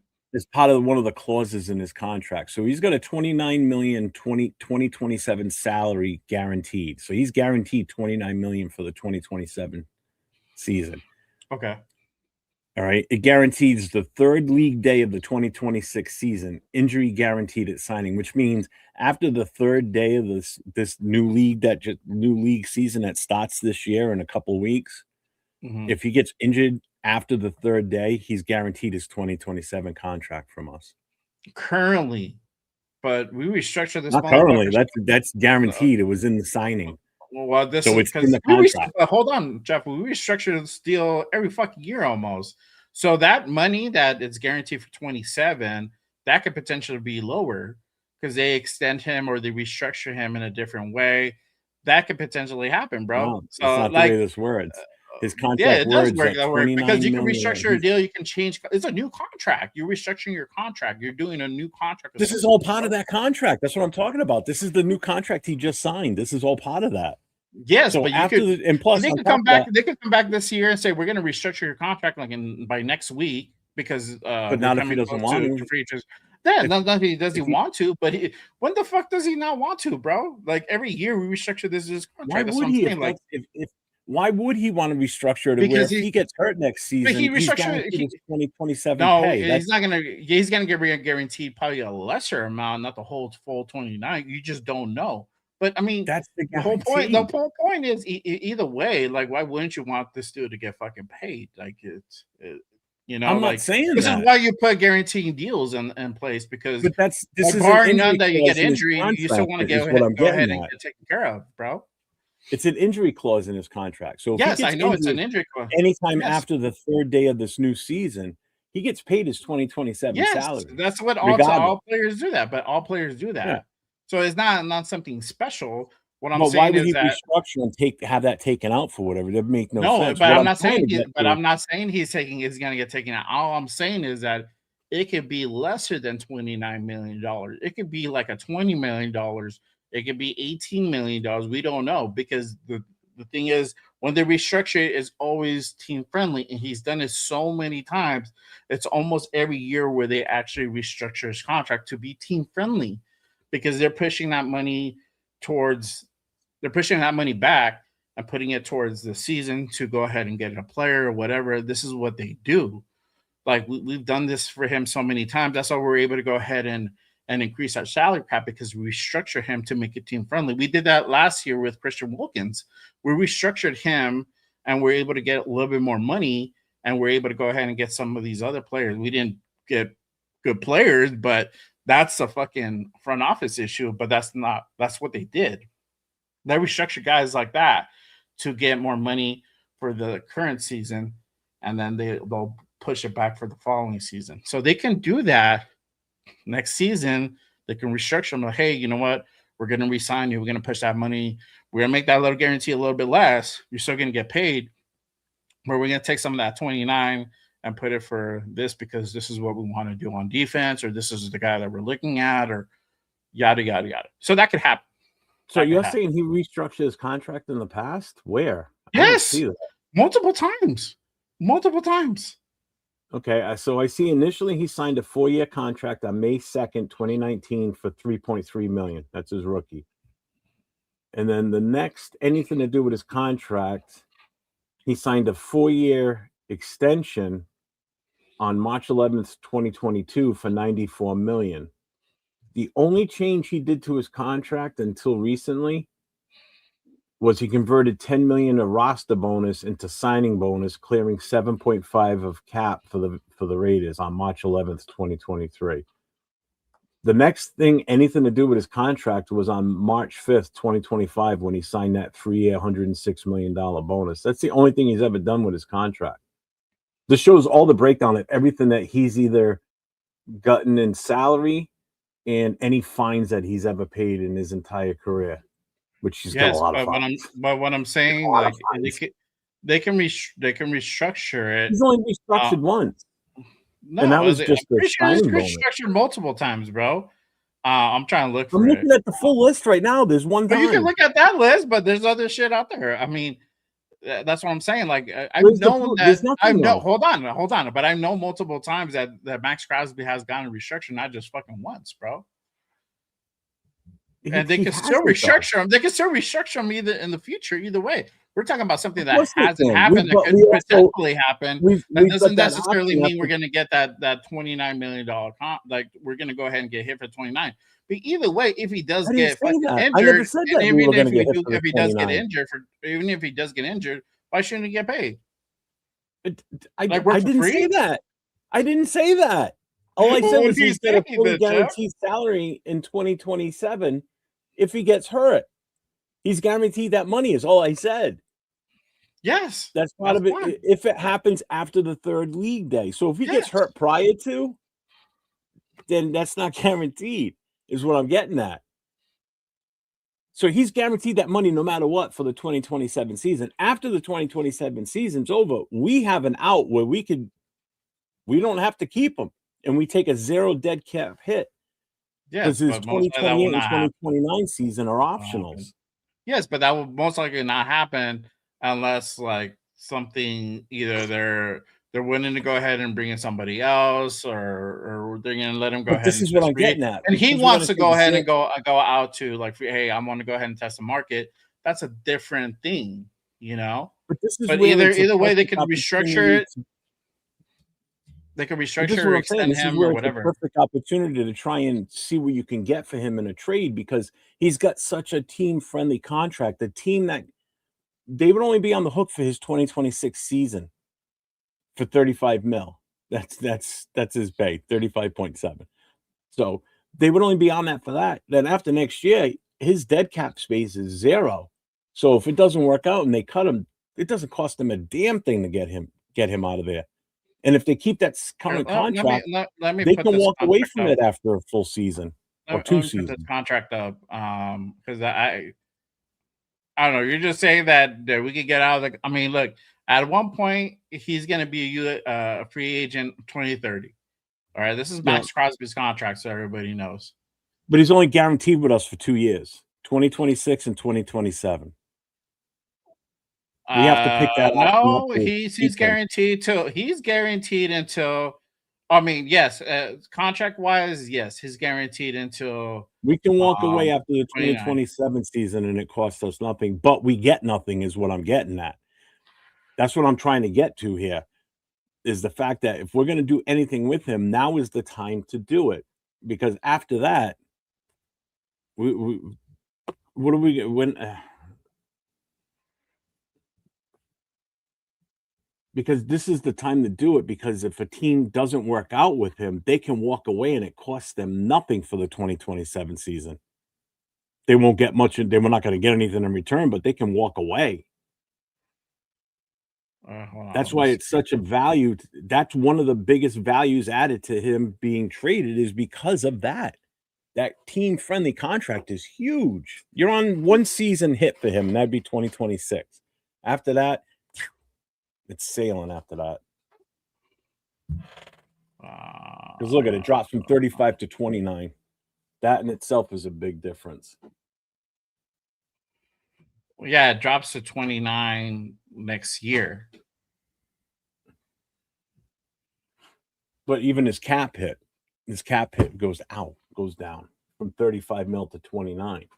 Yeah, it's still 29 million is not chump change either. No, Yeah, so but he's there's no still guaranteed money. he's still God. no. I'm just saying, like he's still contracted with us to 2029. I know what you're saying, but my thing is also my thing is also this. You've already know that they can extend him because we get through the situations where like once that time starts coming up where the guarantee money is going to go ahead and get run out, we go into this whole like let's extend him. Let's extend him. Why are you extending him? Because you're trying to go ahead and get that guaranteed money, right? And if the team, again, this goes back again to my main argument, is like if the team wants to go ahead and keep them, that's their timeline. There's no specific timeline. Like there's not like, oh, there's not on the Raiders timeline. I'd like, what does that mean? Like, yes, he's gonna get older, yes, but if the team wants him, then he'll be here.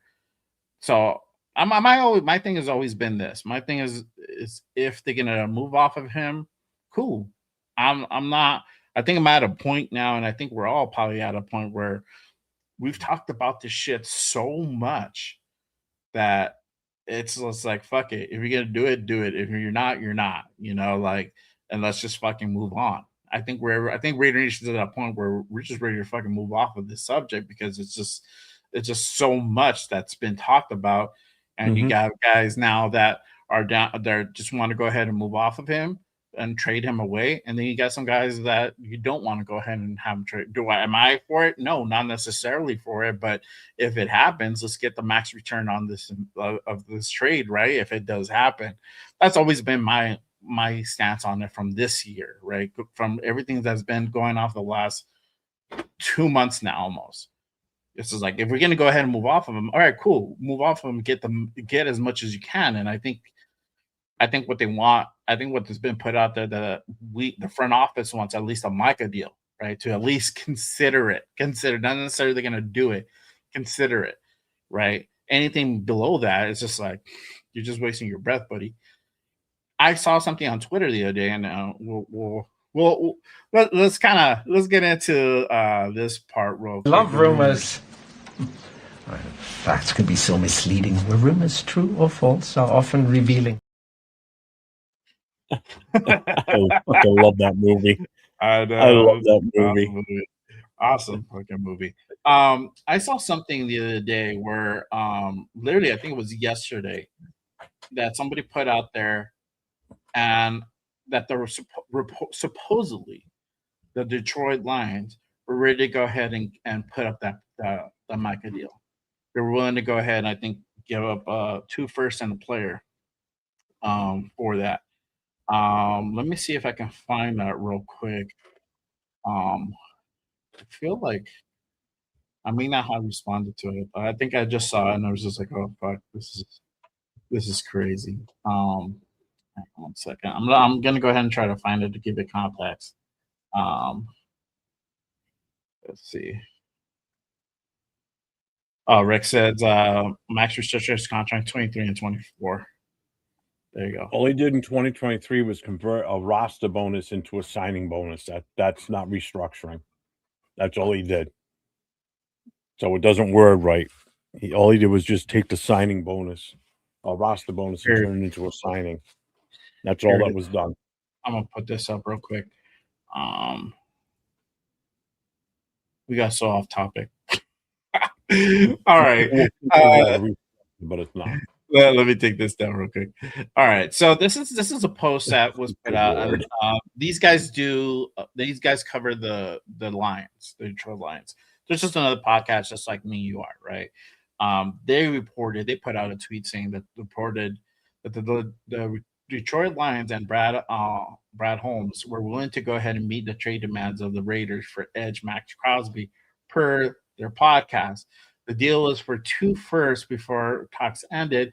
The deal allegedly got put on pause with the recent Terrion Arnold news. So let me talk about the backstory to that, which is the why it got put on pause.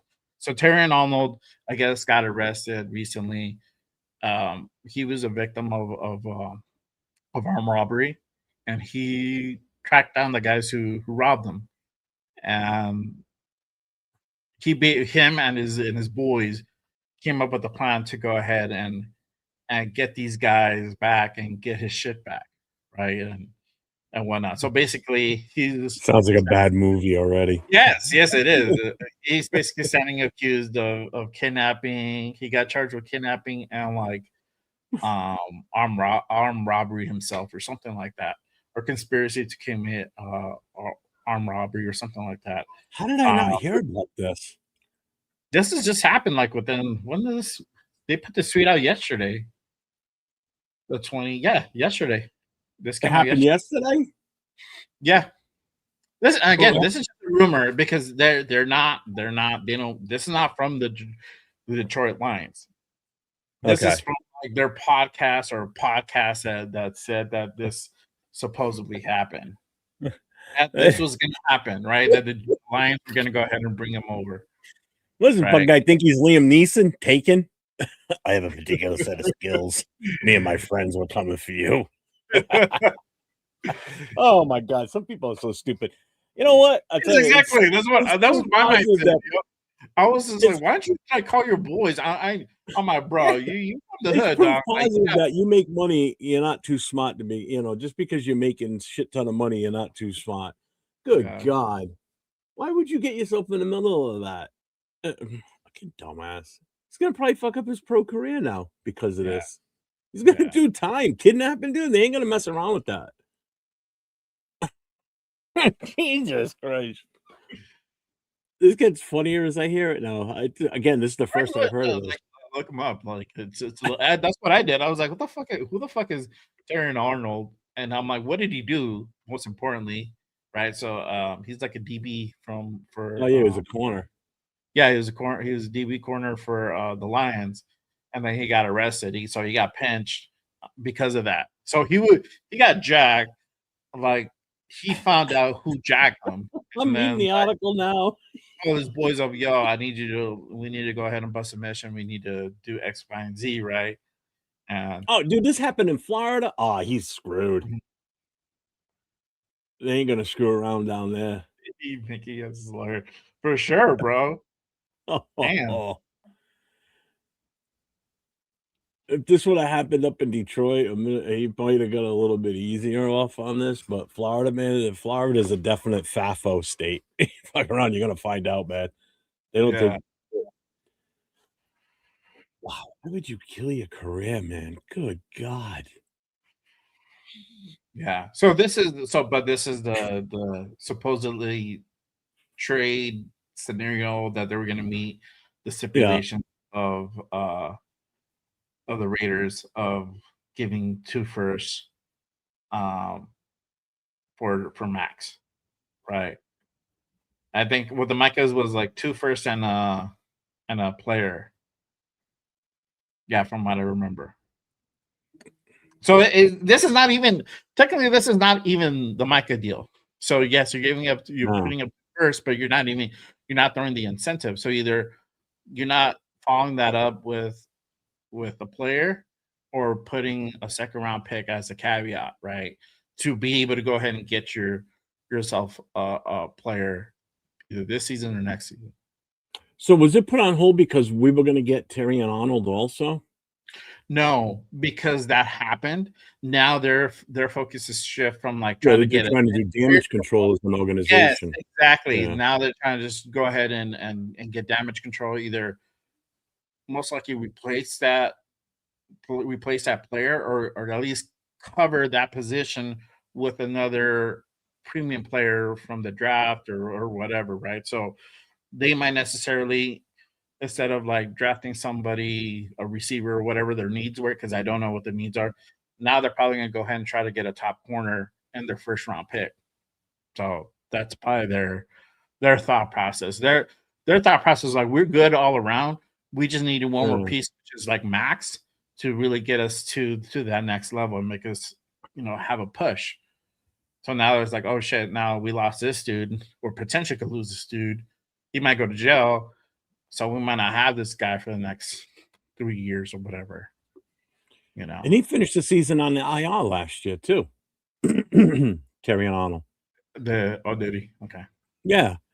Yeah. So in week 9 against Minnesota, he recorded his first career interception. He appeared in 8 games, 7 starts for the Lions. According on December 1st, 2025, he was placed on injury reserve due to a shoulder injury that required season-ending surgery. So he ended on the IR and had surgery on top of that. Yeah. His current resident should say the jail that he's in. It doesn't even mention anything on Wiki as far as like that incident. And probably because it's just happened. Yeah, you got to go to like Twitter. Oh yeah, it was like less than 24 hours ago. It said. Yeah. He's linked to armed robbery and kidnapping. You moron. Oh, this happened earlier this month. They're saying they just got him now. Yeah, this was recent. That's why like the deal got put on hold. Supposedly. So here's this. Supposedly. Right. So he's linked to an alleged armed robbery and kidnapping incident earlier this month in Tampa, Florida, after the Airbnb he had rented nearby was burglarized twice.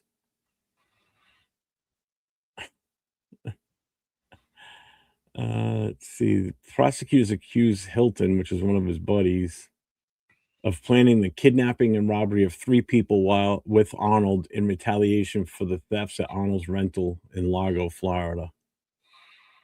Him and his friends decided to take matters into their own hands rather than let law enforcement investigate it. Oh my God. I'm going to put this up real quick. We can't cover officially the combine, but I could put a little clip out there real quick. Shout out to Leo. He's in the chat. What's up, Leo? Jeremiah Love, and I was trying to look for this. I was trying when he ran, I just missed the time, and then they never said the time again. But this is Jeremiah's 40. Take a look. So first run, he was at 4.37. This is second run. Ago, Jeremiah Love, second run. Slightly better. Ago. Fuck, that's fast. In the rankings, he's number 7 overall, regardless of position. There's a running back faster than him. Mike Washington finished with a 4.33. It's insane. No wide receiver in the top yet. They just started running though. They just started running their 40s right now. Wow. Taylor Green from Arkansas, the QB's two spots behind Jeremiah Love with a 4.37. Oh, wow. That's crazy. I'll tell you what, you know who's fast for his size is that kid Kenyon Sadiq, the tight end out of Oregon. Oh my God, I watched him yesterday. I was like, good Lord. Yeah. Skylar Ball's the fastest wide receiver right now with a 4.4. Yeah. Let's talk about this. So, I mean, we're obviously in third day of the combine, right? We already had the 2 days pass up. So first day was edges, linebackers, and D tackles, and then yesterday was the D backs and then the tight ends. So let's talk about this as far as what the Raider needs are. So what are the Raiders' needs defensively for this new defense? So if you guys haven't heard, if you guys been living on the rock for the last week, which could happen. No, hey, no, not throwing mud. It's all good. We're gonna be running a 3-4 defense, right? This was put out there by Clint Kubiak. So we're gonna be running a similar system to what they ran in Seattle, right? And again, if you don't know, also some of Robbie Leonard's history is coincided with Mike McDonald having spent some time with Mike McDonald out in Baltimore. So you're going to be running a variation of that or something very similar to that. But now that there's a change, they're running a 3-4 base. What does that look like? Our needs are going to change. Obviously, we're going to need, some higher quality linebackers, definitely nose tackle to go ahead and help bring that pressure and change those disguises up. So, what are offhand for you, Jeff? What do you think the Raiders' needs defensively are going to be? What position should we really look out for? I got two, and that's definitely a linebacker and a defensive tackle that's played nose in college. We need a bona fide nose tackle. If we're going with 3-4, we need a guy with experience in that position. We just can't take somebody that's on our roster now and just like, oh, we're going to make you a nose tackle. Let's try this experiment. No, we need somebody that's either coming in as a free agent that's played it in whatever system they were in that's good, and or we need to find one in the draft. Yeah, exactly. We need a space eater, like Rick said. You need somebody that's going to plug up that middle and can handle double teams. Then in some cases, triple teams. Anything that's going to plug those A gaps up, that's your job. Yeah. And if it means turning the center and plugging the A gap on that side and you swinging your ass out and plugging the other gap with your ass and let your defensive ends and linebackers do their job, then so be it. You're cannon fodder when you're a nose tackle, plain and simple. Whereas you hit, smash. That's all it is. All right. And let me put this up real quick. So the Raiders also met with defensive He's line one of the tackle, ones I wrote down. Lee Hunter this week list. as well. Oh, you have a list? I wrote, as I was watching it the other day, I wrote a list down of guys that I was kind of paying attention to. And the guys that I thought were doing a decent job. He's one of them on there. Yeah. Him and his buddy from Texas Tech, Oneidem. Okay. Yeah. Yeah, I got Proctor, Hunter, Durant, Jackson from Florida State, and Oneidem. Those are the defensive line I was kind of watching. Yeah. Here, let me pull up. Yeah, exactly, Rick. We need a guy with a big fat ass like Saragusa. Yeah, there you go. Seriously. And we have needed a nose tech. We haven't really been strong on that aspect.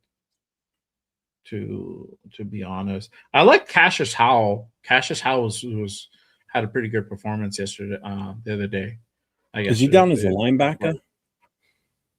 I think I got him written down too on a linebacker list. They have him. I think they have him as edge, bro. Do they? Let me have him as edge. If it's D tackle. Oh yeah, okay, yeah. I got more then. Yeah, I do have Howell written down. I have Rieger. That kid kind of impressed me watching him run around. The kid from Wisconsin, edge rusher.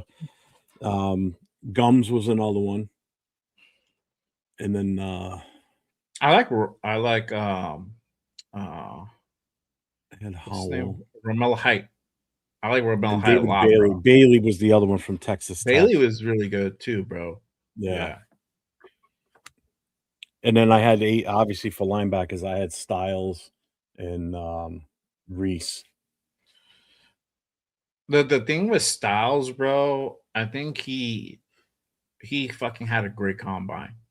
Yeah, It was and phenomenal. Rodriguez too. I think Yeah, Rodriguez I had a think good one too. Rodriguez is gonna be some. I think Sonny Styles had such a great performance in the combine. I think he's elevated his stock, if not even more. I mean, he's already a first Yeah, round prediction. I think he's gonna probably go early first. I don't think he's gonna be in somewhere where we can go ahead and get him unless we trade back, right? And have multiple firsts. But if let's say for all intents and purposes, they're gonna Omar go Cooper's running as right now for Indy. yeah. Um, let's say if everything goes as projected, they're gonna go ahead and get Fernando. So it's gonna be realistically a second where we get a high value defensive pick. I don't know. I like obviously I'm a little bit biased, but I like Jacob Rodriguez. Um, there's some other guys that kind of stood out. Lawrence, Malachi Lawrence from USF. I liked him. Uh, that could be another potential guy. You're We talking can. linebacker, right? He's listed as edge. Right. Yeah. Like when I was watching it when they were doing the linebackers, it was funny because they were talking about yeah, Cooper just ran a 4.47. Yeah. Because the way I don't know if did you watch the linebackers? Did you see who was going after each other? So you had Styles I going didn't. first. Uh-huh. Oh, sorry. No, you had yeah, you had Styles going first, and then it was Rodriguez right after him, Yeah. or it was Reese, and then all I know is Jacob I think it Rodriguez was was behind Reese. one of them. I think it was Reese, Sonny, and then Jacob. I Yeah, think and that's how it because went. they were just the way they were going in that order, um, Rodriguez had a great combine. It's just that Yeah. it was like the guys that were ahead of him, literally 1 and 2 in front of him were just so much better at that point because they just built different too. So it's like on Yeah. his own, he had a great combine. Whereas if he would have been spread out like at a different list on the, a different spot in the line of going through the drills, it would have looked even better for him. But because he was following those guys up every time, it just, you know, because Yeah. I thought he had a great one. He looked good out there. I never really paid much attention to him before until the combine, and I was like, okay, this kid's legit, you know. Yeah. Yeah. There goes Notre Dame's running wide receiver, 4.62. Yeah. Malachi Fields is currently running his 40. Notre Dame got 4.62. A little bit on the slower side. It's funny, 4.62 is like slow. I don't think it's slow, but you know, in regards to like running 40s for receivers, it's not fast. It's not fast. What's up, Here, Michael? let me share this. Hang on one second. Ooh, that was fast. Okay, I'm gonna put this up real quick. I know we've been we're talking about other shit aside from like combine stuff. Yeah, I got the same thing up there. So Um, this is the tracker. These are the rankings from um the combine from the last few days. So these are the D tackles. So they have Caleb Banks as the top grade, right alongside Kalen McDonald, Ohio State, and then you got Peter Woods, Christian Miller, Xavier Harris, and then Lee Hunter, Dominic Orange. I like Dominic Orange too, a guy that potentially we can go ahead and get. And I think for him, I think he's projected like a high third, if I'm not mistaken.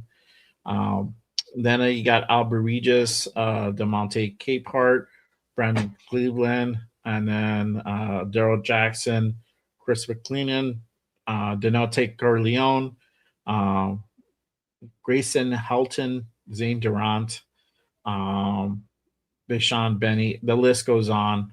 Got Tim Keenan the third, kind of in the middle. Gary Smith. I think we met with Gary Smith the last few days at some point. So That's a D tackle from UCLA. And then you got Caleb Proctor, who was kind of rounding out the bottom half of the list, which is crazy.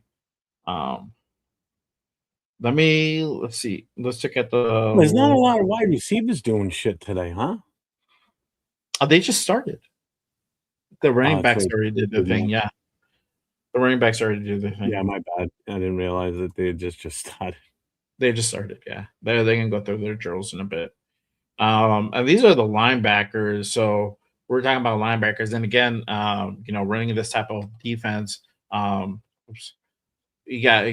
I think linebackers are going to be kind of the focal point going into this draft. So you got Sonny Styles, again, a guy who's projected probably near the top 10 of this draft, probably anywhere from like Oh, he 10, definitely pushed himself up 10, that 11, list. 12, 13, 14, 15. I don't think he slides too far after that, under 15. Anthony Hill Jr., probably another guy who probably could go into the low first, second as well. Um, Josiah Trotter. Um, who is he? Who is he related to? Jeremiah Trotter? Trotter? Yeah, I think he's like related to the Don't forget, Trotter. also He is related to the Trotters. I forgot. Styles' brothers in this is a safety too, Lorenzo. Who Yes, did pretty he actually good in looked his pretty own good right. too. He looked pretty good Yep. too. I want to be mad at him either. You got Jacob Rodriguez rounding out like the top five. Jake Golday, as well from Cincinnati. Kyle Lewis, CJ Allen, Jimmy Roder, Harold Perkins Jr. Hey, I'm not mad at that guy either. A guy to keep a lookout for. Lawson as well. We got Justin Jefferson. He had a pretty decent combine. Like he had a cool combine. I'm not mad at him. He's kind of listed in the middle. Terry New York, another guy you kind of probably keep a lookout for in the later rounds as well. Third, fourth, fifth round, somewhere around there. You got Bryce Butcher. I think I butchered that name. Amandi Ubizador out of TCU. Waywood as Kendall Daniels, Lander Barden, going into lower half. Caleb Orr, Red Murdoch, great name. Eric Genty in that bottom list out of linebacker at USC. Scooby Williams, I love that name, Scooby Williams, Texas A&M. Jack Kelly, linebacker BYU. Wesley Bissan. Is that their 50? Is that their 40-yard dash time? Is that what you're Yes. under? Huh?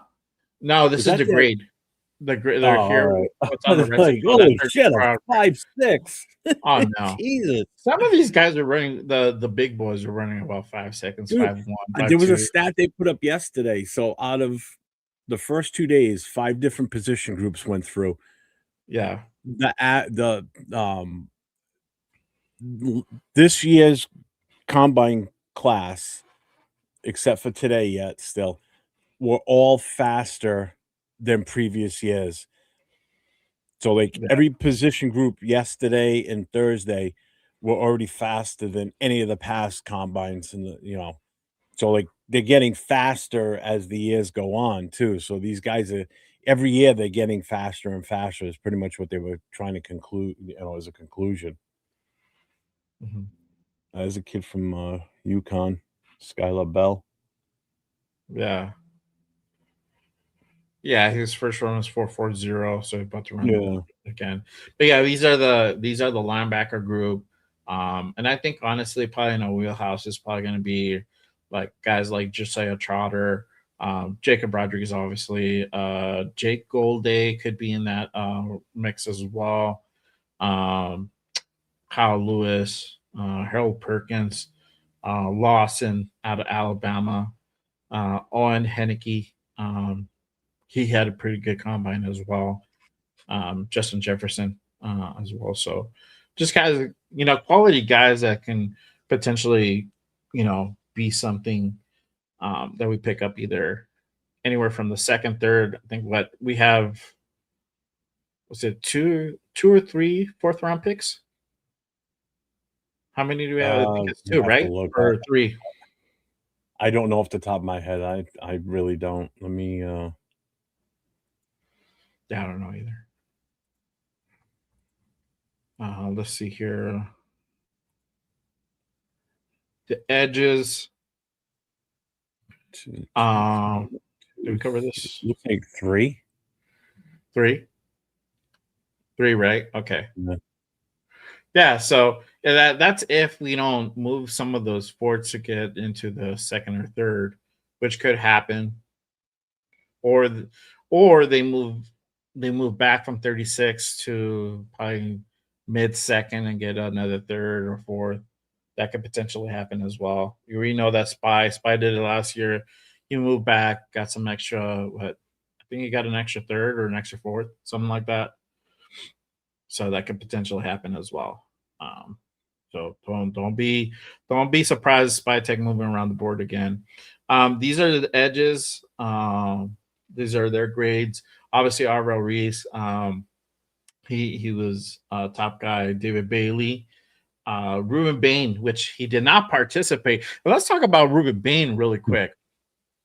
Crazy shit. Shout out to Leo.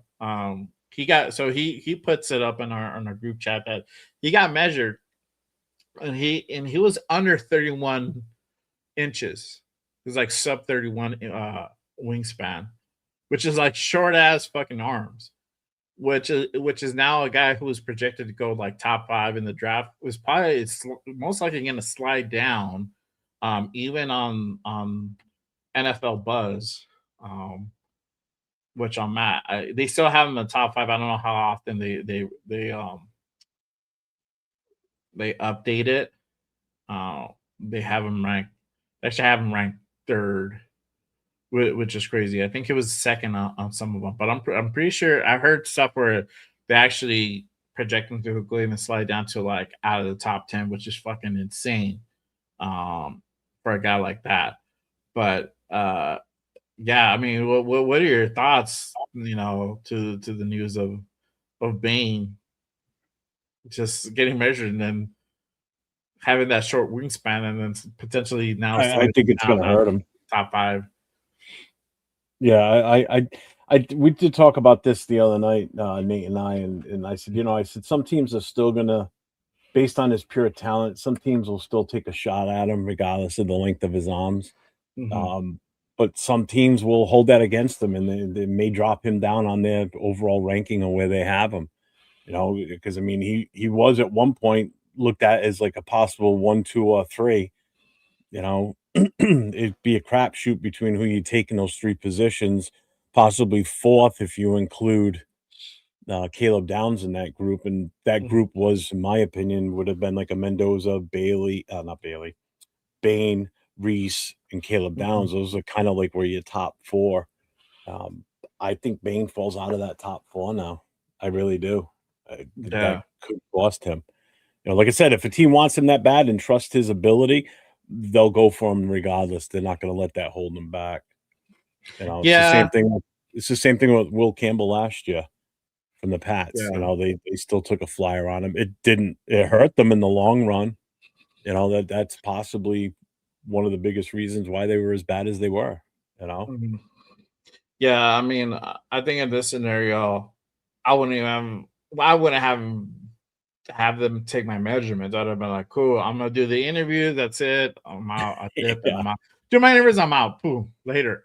Because then you have a scenario like this where like, fuck. Now you have short ass arms, and because of his style of play, I think his style is more power, not so much the speed. Right.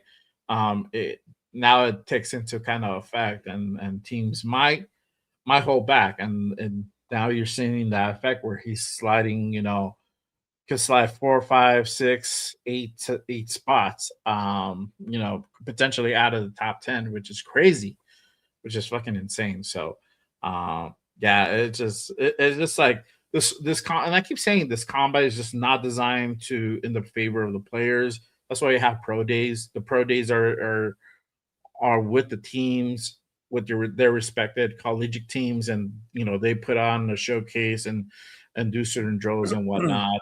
Oh, so you highlighting mean their so the pro attributes. days cater to the player?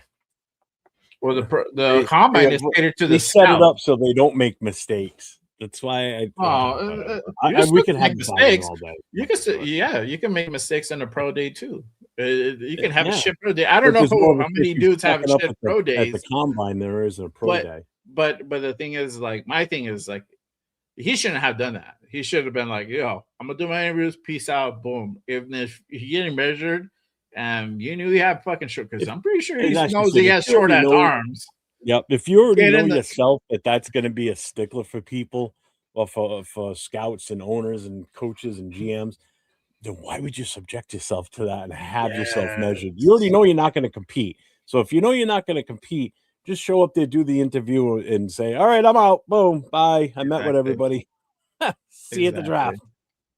And Campbell got abused in the playoffs. He got abused during the season too, but I would not be surprised if the Patriots move him inside the guard now after this past season and go with a different option at left tackle. Seriously. I mean, it showed in the playoffs how bad that left side really was. And here I was giving him cred during the season as, two guys on the rookie left side, playing both rookies playing, the start and roll left tackle, left guard. But then you go back and look at who they played. Once they got in the playoffs and they met stiffer competition every single week, they were getting abused, and not only were they getting abused, Drake May was getting his ass whooped back there.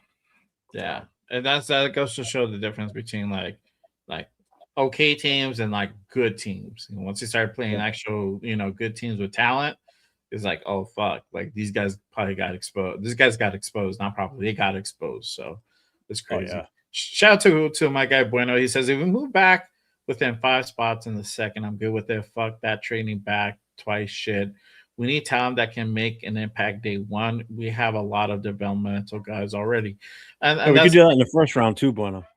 I know, but I doubt that happens. I highly doubt that happens. You can go and get it. If you move back like 5 spots, 8 spots into that middle second, you're still getting quality players, but you're picking up that extra draft capital on top of that, because you're probably going to get comped maybe a fourth, probably maybe a third. It just depends. It just depends the scenario on the team that it's in question. So a lot of moves can potentially happen there. If they feel like they need to jump over another team to go ahead and get the pick that they want, they could be desperate enough to go ahead and offer something. So I'm looking towards that for sure. Let me round out this list, and then the corners that take more and more comment. So we talked about Bain, Kedrick Falk, Akeem Messador. He top 5 on there. Zy Young, a guy to go ahead and keep a lookout for. That might be more in our wheelhouse. I mean, these two guys are in our wheelhouse as it is. I think Akeem's going to be going like mid to high second. Zy Young probably around the 3rd round, maybe 4th, but I think 3rd round is going to be more realistic. Ashish Howell had a pretty good combine as well. Gabe Jacas, another guy to kind of look out for. Our Mason Thomas, he had a pretty good combine. He was a solid. The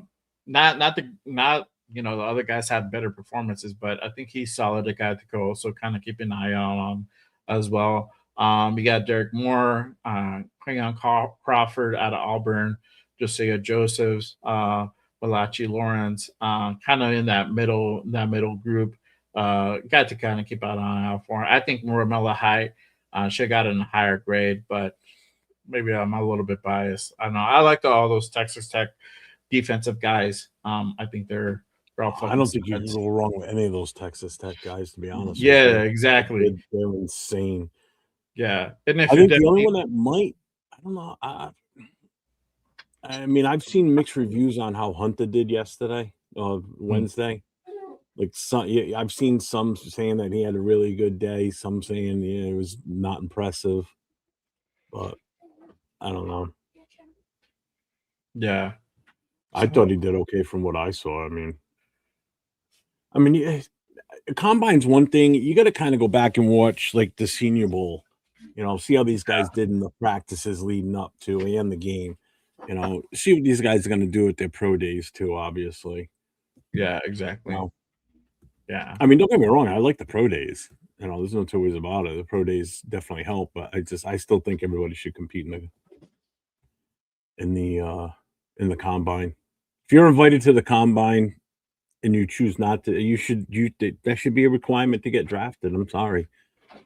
Why should you get special treatment over everybody else, whether you think you're going number one or not? Look at Shador. Shador thought he was going to go number 1 or 2 last year, or number 1, and didn't get picked. It was a whole different other scenario. But still, he didn't do anything that day. That could have changed people's opinions if he would have gone out there and done something. I think it was just his personality, the way he was just interviewing with teams and stuff that just rubbed dudes off the wrong way, and that's why he slid so far. I don't think it was just necessarily the ability or the talent. I think it was just the way that he was just presenting himself, that it was maybe like an integrity thing or personality, a character thing. So that was a whole different other reason. Could he have participated in the combine and still done those interviews the way he did? I think he still would have slid. Maybe he got it picked up a round earlier, but honestly, I think the slide was still going to happen, bar none, whether he participated in the combine or not. I think it was just for him. It's just the way he was just behaving in those interviews, that how he bombed them, just what affected him. So Shador was going number 1 in his own head. Yes, exactly. I think he knew that. You can say, hey, I feel like I'm the number 1 guy and whatever, but you still need to treat it like a fucking job. And this is where you got guys like Mendoza's like, bro, for me, this is what I want to do. So I'm going to go in and treat it like my job. Like if I'm going to go ahead and work a 9 to 5 and I'm trying to buy for a job, I'm putting my best foot forward, not just like, look, bro, if you guys don't pick me, y'all fucking up type of shit. He didn't. And then he was asked that question too at the podium the other day. It's like, what if the Raiders don't pick you? It's like, well, that's cool. Like they're gonna do what's best in their interest. I'm gonna just be blessed for whatever team I play for. I'm just gonna give it my all. And that's, you can't have a better answer than that, to be honest. You watching this? Did you see what just happened when Mendoza walked out onto the field with the other quarterbacks? I saw him sitting down.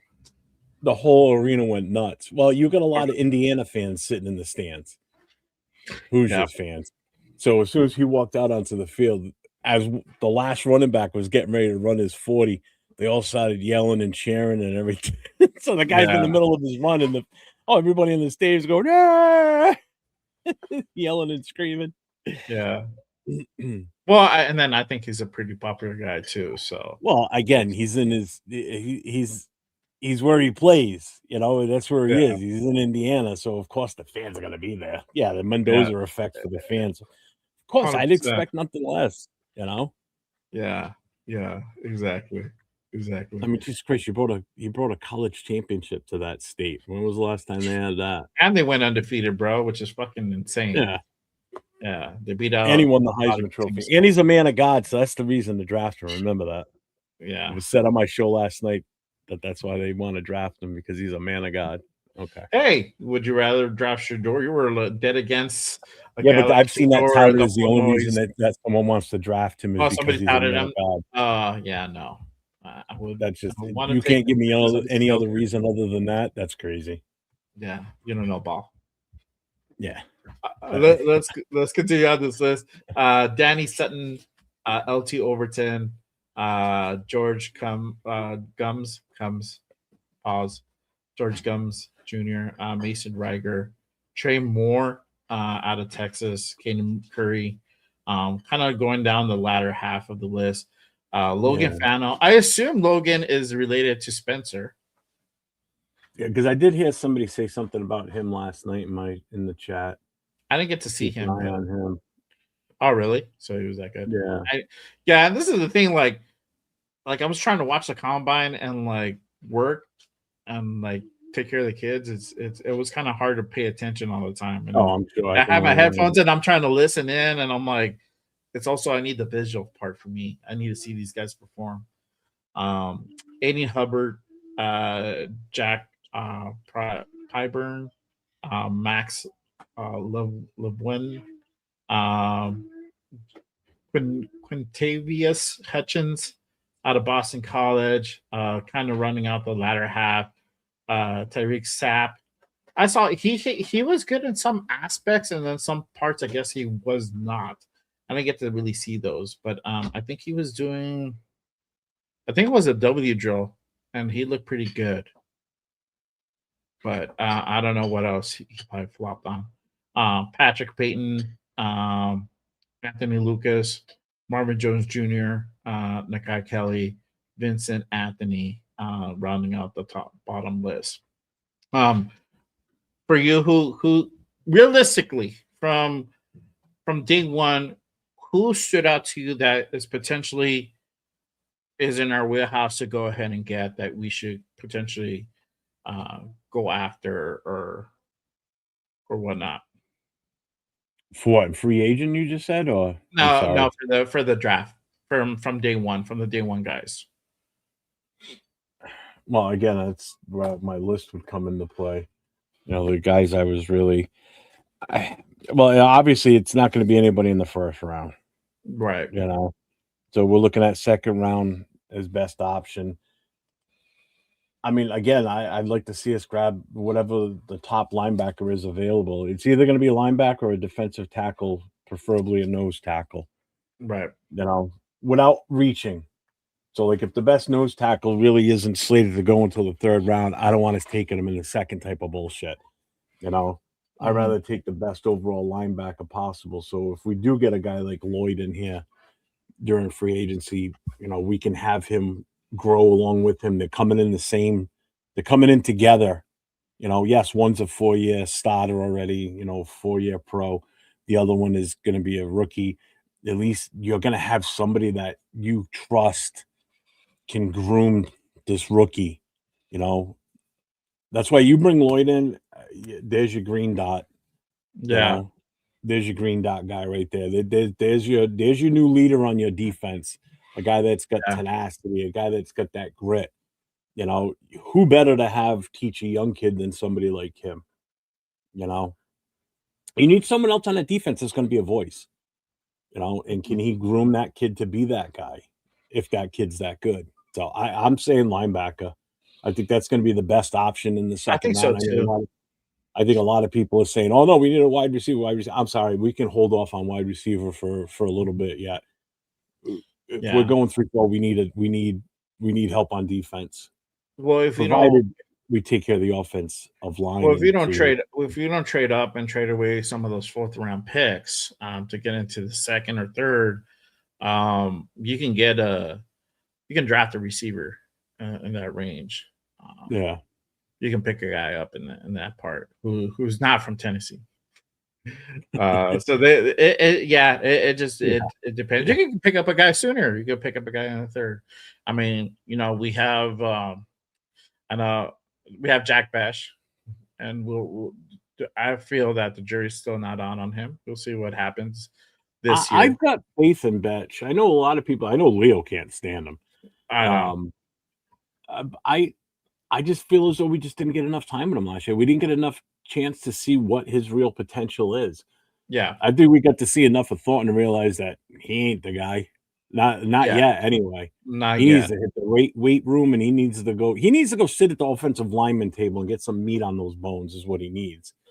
Yeah. You know, he needs to sit there when it comes meal time. I don't think that. I don't think that. I think more importantly, he needs to go ahead and do the fucking the Little Giants method and put something on his fucking hand so he can keep that fucking hand. Yeah, So, that too. like, he's like, oh, what the hell? Wrap his hands in duct tape, but reverse, so it's the tapes on the sticky sides on the X kid. Yes, exactly. Fucking. Either that or we go with that. Nerf footballs and Velcro.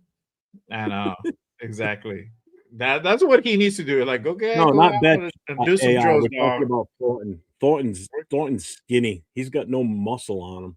Work that route, bro. Betch is solid. I like Betch. Yeah. I just wouldn't have taken him in the second round. That's all. We could have waited a little bit on that one. Yeah, you could have waited a little bit on that one for sure. Yeah. Probably, I think he could have probably gotten a third. But yeah, we'll see. I think they just wanted a Jacoby Myers replacement, and they wanted to cinch that up. But the thing is that also too, because of the regime that was in here last year, they didn't get to play him to his full benefit. So we'll see how Kubi really schemes about this season coming up, and if we'll see him more of a kind of different role, maybe third down scenario or different scheme where it kind of highlights his attributes a little bit more. Obviously, I think he'll get more targets though, for sure. Yeah, I really think with the coaching staff we had here last year, first of all, Spytek didn't get to do his job. You're seeing him do his job now. Yes. I think with the coaching staff we had here last year, I think a majority of the players kind of get a free pass, in my opinion, except for Thornton, because Thornton just couldn't catch anything thrown near him.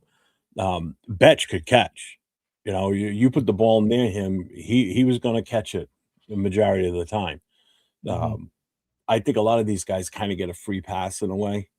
And let's see what they do in a real offensive system with real offensive coaches. You know, let's see what happens this year because I think it's going to be completely different. Yeah. I think Thornton needs to put on 10 pounds of just muscle because he ain't out muscling anybody from jump balls. Yeah, it wouldn't. Well, it's not because of his size that he's having those troubles. It's just that his ability, his mindset is just not attacking the football in that sense. He's not going up for those balls. You know, he's letting that ball like come to him, and that's the problem they have. And that's all because of how they run shit in Tennessee. He didn't have to really do that. You know, like he outrun these fuckers like 5 yards, and so there was nobody next to him. So all he had to do is just like, you know, let the ball come to him. And you can't, you know, in this league, you have too much talent to like outrun dudes all the time. You have dudes that are either as fast or faster than you sometimes, and he's fast. So I mean, you know that's the problem is that he never regrew. He didn't have a great route tree to begin with, and his hands were kind of suspect, and that's what that was it. So I feel like maybe that pick was a little bit of Pete Carroll as opposed to John Spytek. I think he just like size and speed. Pete Carroll. I'm sorry. Yeah, I really do. And I know AI is talking about Grant. I think Rodgers is a starter. Yeah, I think he's starting right away, especially with this new coach, offensive line coach. I think he's going to see the talent this kid's got because he's definitely showed it last year in the small amount that we got to see. Even we saw even less time at Grant on the field, and I still think Grant did okay. You know, they both have the frame, they both have the footwork for the most part. Now they just need the experience. They need to practice with the first team now. So if they come into this season and they get a legit shot and they get to spend as much time with the first line on the offensive line, the starters, I think you're going to see a different results for sure. I like Caleb Rodgers. I like that kid a lot. I agree for sure. Zachariah Branch just did his drill right now. Man, he looked fucking good. We just met with him. There's Casey Concepcion. Somebody asked about him. I think I'm a couple seconds behind you. God damn, that kid's got an throw on him. Holy shit. Yeah, this kid's predicted for like him. Mid to late first. But Zachariah Branch, I think he's a great nephew of Cliff Branch. I thought I heard someone say that. Yeah, he's like the great nephew of Cliff Branch. That's a guy to keep a lookout for. He might be I think he's in our wheelhouse for us to potentially pick him up. And if we get a receiver, I'm not mad at that for sure. Off Akasi, I think Grant will start? I think there's a potential if he shows up in training camp and really puts in the work. I think he's got potential. I think that's definitely the situation with him. I think this is a time where if they don't upgrade that position completely, like, and I'm talking about like a premier player, Mm. I think they're gonna battle it out. I think it's gonna be Glaze and Grant to battle out Yeah, that I right think so side. too. I think they put well, they either have them compete for right tackle or they move Glaze inside and see what he can do interior. Yeah. But then where's that leave Caleb Rogers? That would be the case where it's going to be Caleb Rogers versus Glaze at the right guard. Yeah. And I'm If you talking get about Grant, like yeah, go ahead. Sorry. I didn't mean to cut if you you off. get Grant on the right tackle, because I think if JPJ's not, if we don't bring in a center and JPJ is going to stay at guard, then we put JPJ on the left side next to Colton Miller. You make that left side. You make one side the legit anchor side. And you got him and Colton Miller on that left side, and you lock down that left side. And then if you get a center like a Connor McGovern from Buffalo, if we can get him in here, if we can't get Linderbaum, Yeah, I wouldn't I matter. think we've got the Matter makings either. for a great from the center to the left side. You want to talk about giving some running room for Genti? There's your running lanes. There's your running lanes right there, all day long. Yeah. Yeah. And I'm talking about upgrading like Braden Smith, Jonah Williams type of guys on that right. Yeah. So if we don't go get one of those guys to replace Glaze, and I'm not saying we're gonna get rid of Glaze. I'm just saying like he might not potentially start or you get pushed up to guard because you're gonna cinch up that right tackle. Then I think you're gonna have a situation where you have Charles Grant and DJ Glaze battle out for that right tackle. Yeah. And that's good. And that's good because you never know. Maybe Glaze does up his game. Maybe he gets better because now we got Rick Dennison in the building. So he might work with them. He might be able to fix some of the shit that obviously Brendan Carroll couldn't fucking do. And he gets better in OTAs and in training camp, and maybe he becomes the guy. So we don't know. There's a lot of different scenarios. And this is the cool thing about having a guy like Rick Dennison who's experienced, who's been in multiple teams, who's already found success. He was just with Seattle right now. So we know what he can do. And that's my thing with DJ Glaze has always been, I think a lot of it is coaching. I think some of it is skills, but I think it's because he didn't have the proper coaching that he picked up a lot of stuff that he learned. Either he picked up or he started doing a lot of stuff that he wasn't supposed to do because of the technique. Nobody was there to really correct them on that, No. They have Phil been doing. I mean, you had so Switek trying to play offensive line coach at one point, and that's and not Philbin his was job. doing, Philbin was up yeah. in the box doing fucking helping out with the coordinator with fucking what's his name up there. So they But they didn't have anybody really to correct stuff. No.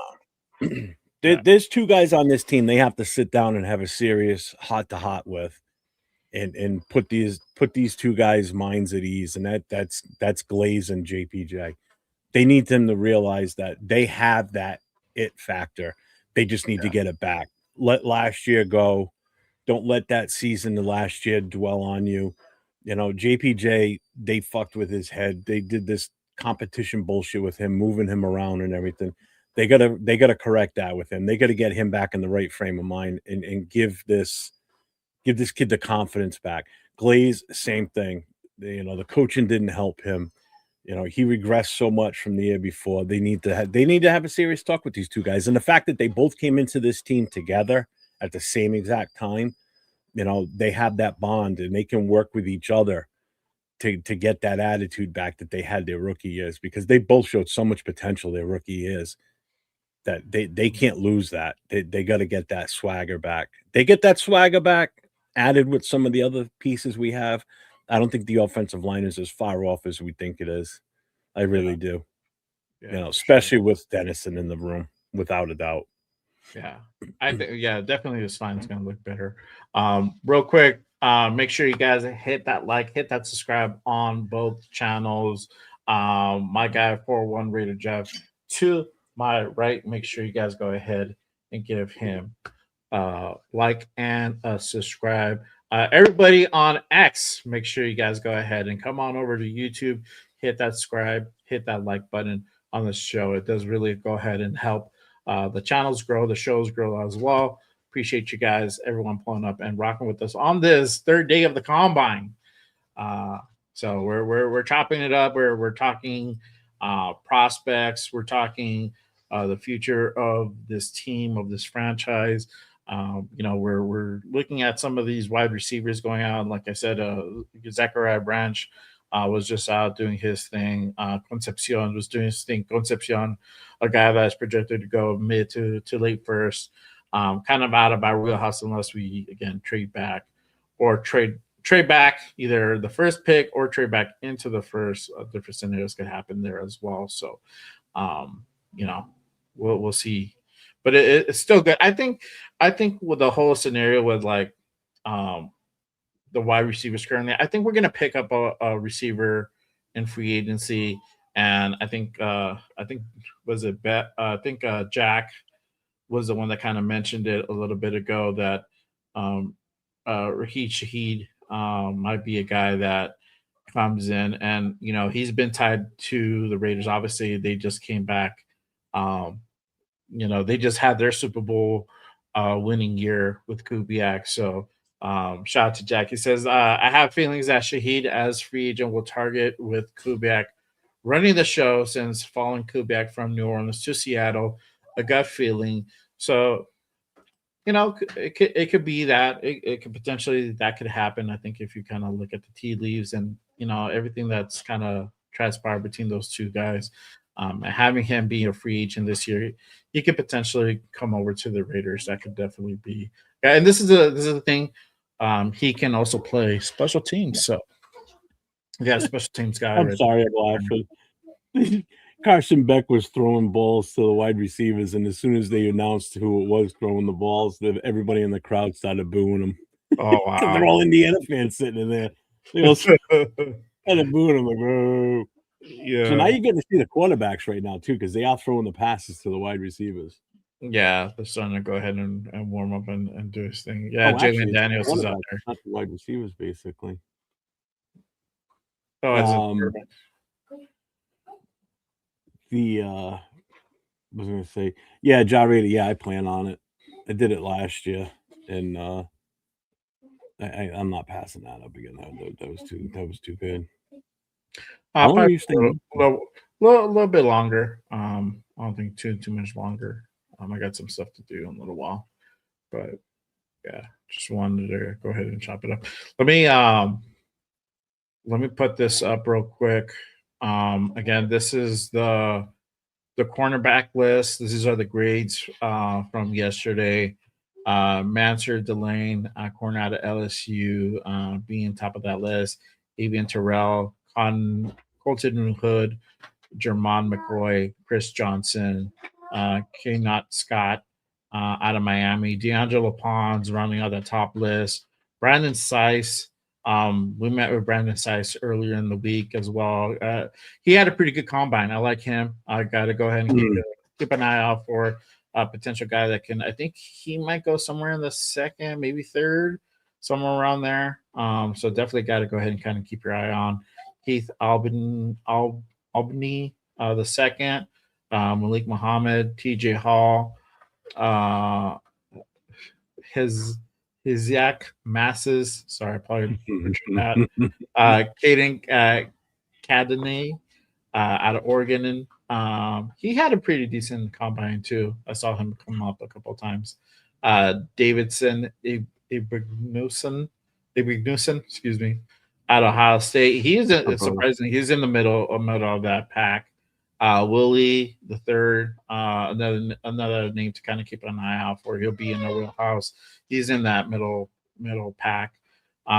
We got Chandler Rivers. Devin Moore starts that bottom of the pack. Emphasians Prysock. These are some unique names, bro.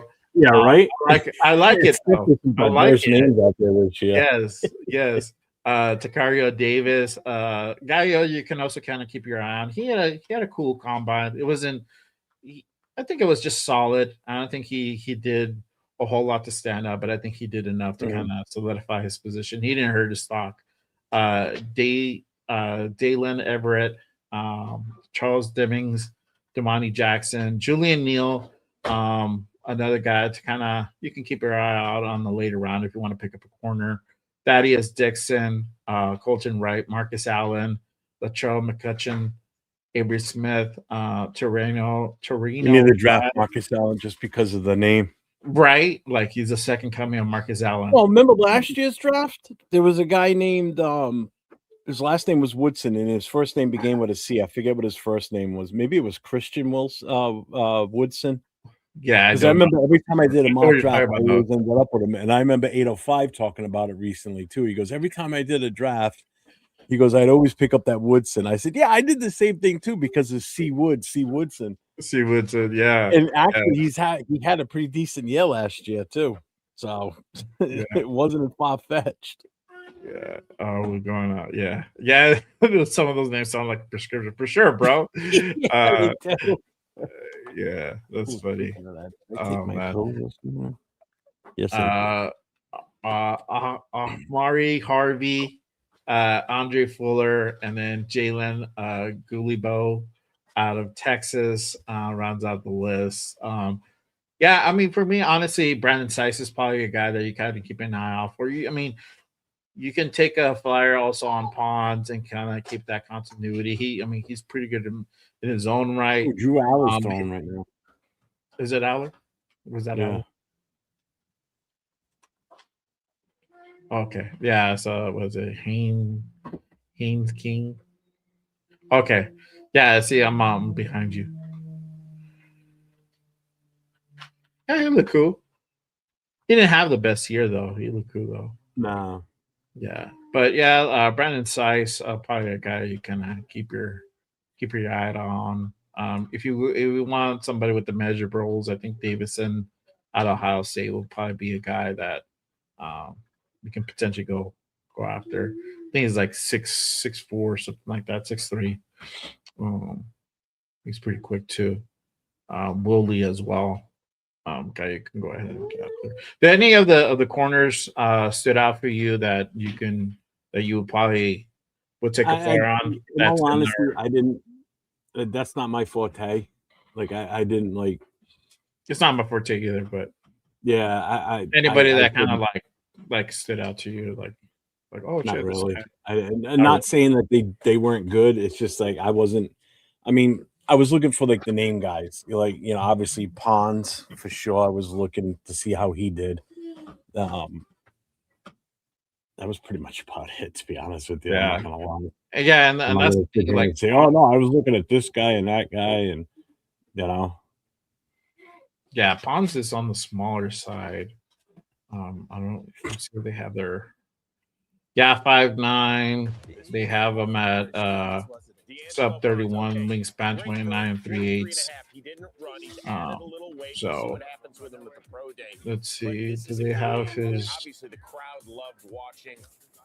Oh, I guess he didn't run. He didn't run his 40. Well, and Caleb Downs wasn't partaking in anything either. So that's the other one that everybody would have been watching. Granted, I know he's not a corner, but I'm thinking just the secondary itself. Yeah. The rest of them, I honestly don't know. I mean, Styles, I happen to catch my eye because of just how impressive he was out there. Yeah. I mean, depending on I don't know where he's slated to go. Styles. Mm-hmm. I don't know either. I don't know where he's slated at all. Let me see. Does it show anything? Let's see if it 41 vertical.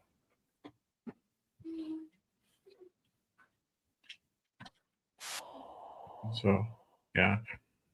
Ooh. So I guess some of these guys didn't participate in certain drills, or maybe they didn't upload it. I don't know. Let me see. Let me click on this guy. Maybe they didn't upload it because I'm pretty sure they ran a 40, bro.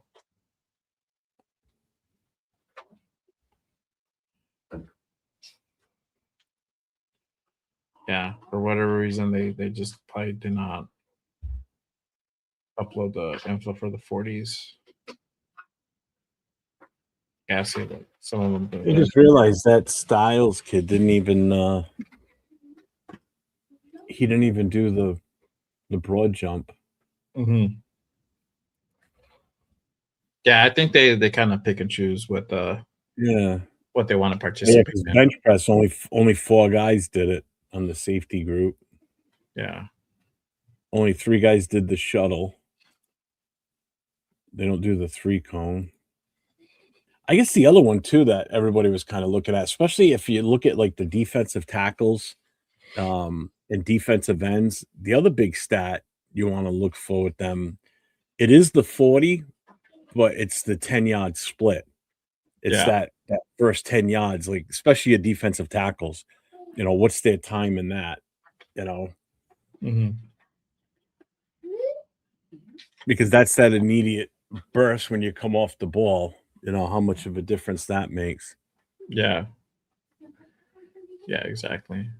Okay, where is it with the? Let me see. Do they do it for the wide receivers?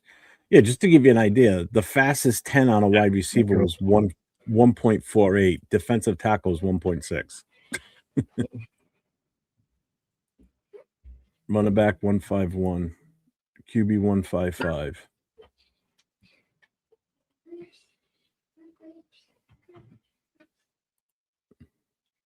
Oh, okay. So like for Will Lee, they have his 40 up. Here, let me show it real quick. So this is Will Lee's. He has a 4.52 and then 1.56 on his 10 split. Excellent. Heck of a run there. Will Lee, one of the 13 Aggies here. School record for them, most by any school at the combine, 4.52.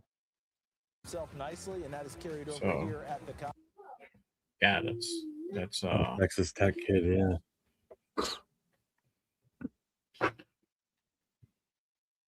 Yeah, it's kind of keep a lookout for you. But let's, since we're obviously doing day 3, we'll cover day 1, day 2, day 3. Hang on 1 second. Obviously, what really needs offensively? We talked about the offensive line. We talked about getting another a wide receiver 1 or getting another receiver. I think the biggest thing too that Kubiak kind of said earlier this week is having that complimentary back to Ashton Genty. And this is where kind of you look out for another guy that you could potentially go out and go ahead and draft in the later rounds of this draft, potentially 5th, Yeah. 6th, 7th round. You pick up a running back in that anywhere within that stretch. From the guys that you saw earlier, anybody stood out for you or potentially kind of keep your eye on? For offensive line? No, running back or receiver. I missed the There's a entire running- I missed the entire running back. I didn't get to watch a second of it. I'll have to wait to watch the replay on it. I didn't Yeah. watch any of it. Basically when I finally sat down here, they were just finishing up. And then we started talking and I just wasn't even paying attention to it. Yeah. Wide receivers, I mean, this has been a tough day to kind of try and watch because I haven't really. The last 2 days I wasn't live for it, so I was just kind of sitting, paying attention, and watching it. It's a little bit different here. That's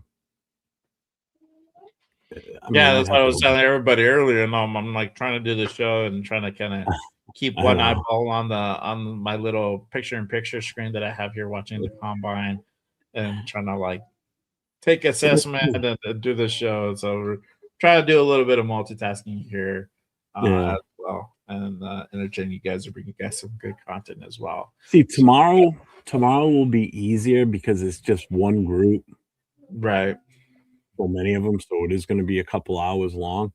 But that's the one where you're gonna see. I'll be paying attention to that one. I'll be live, but I'll be paying attention to that one because that's the one that interests me the most. You know, especially knowing that that's one of our major needs. You know. Yeah.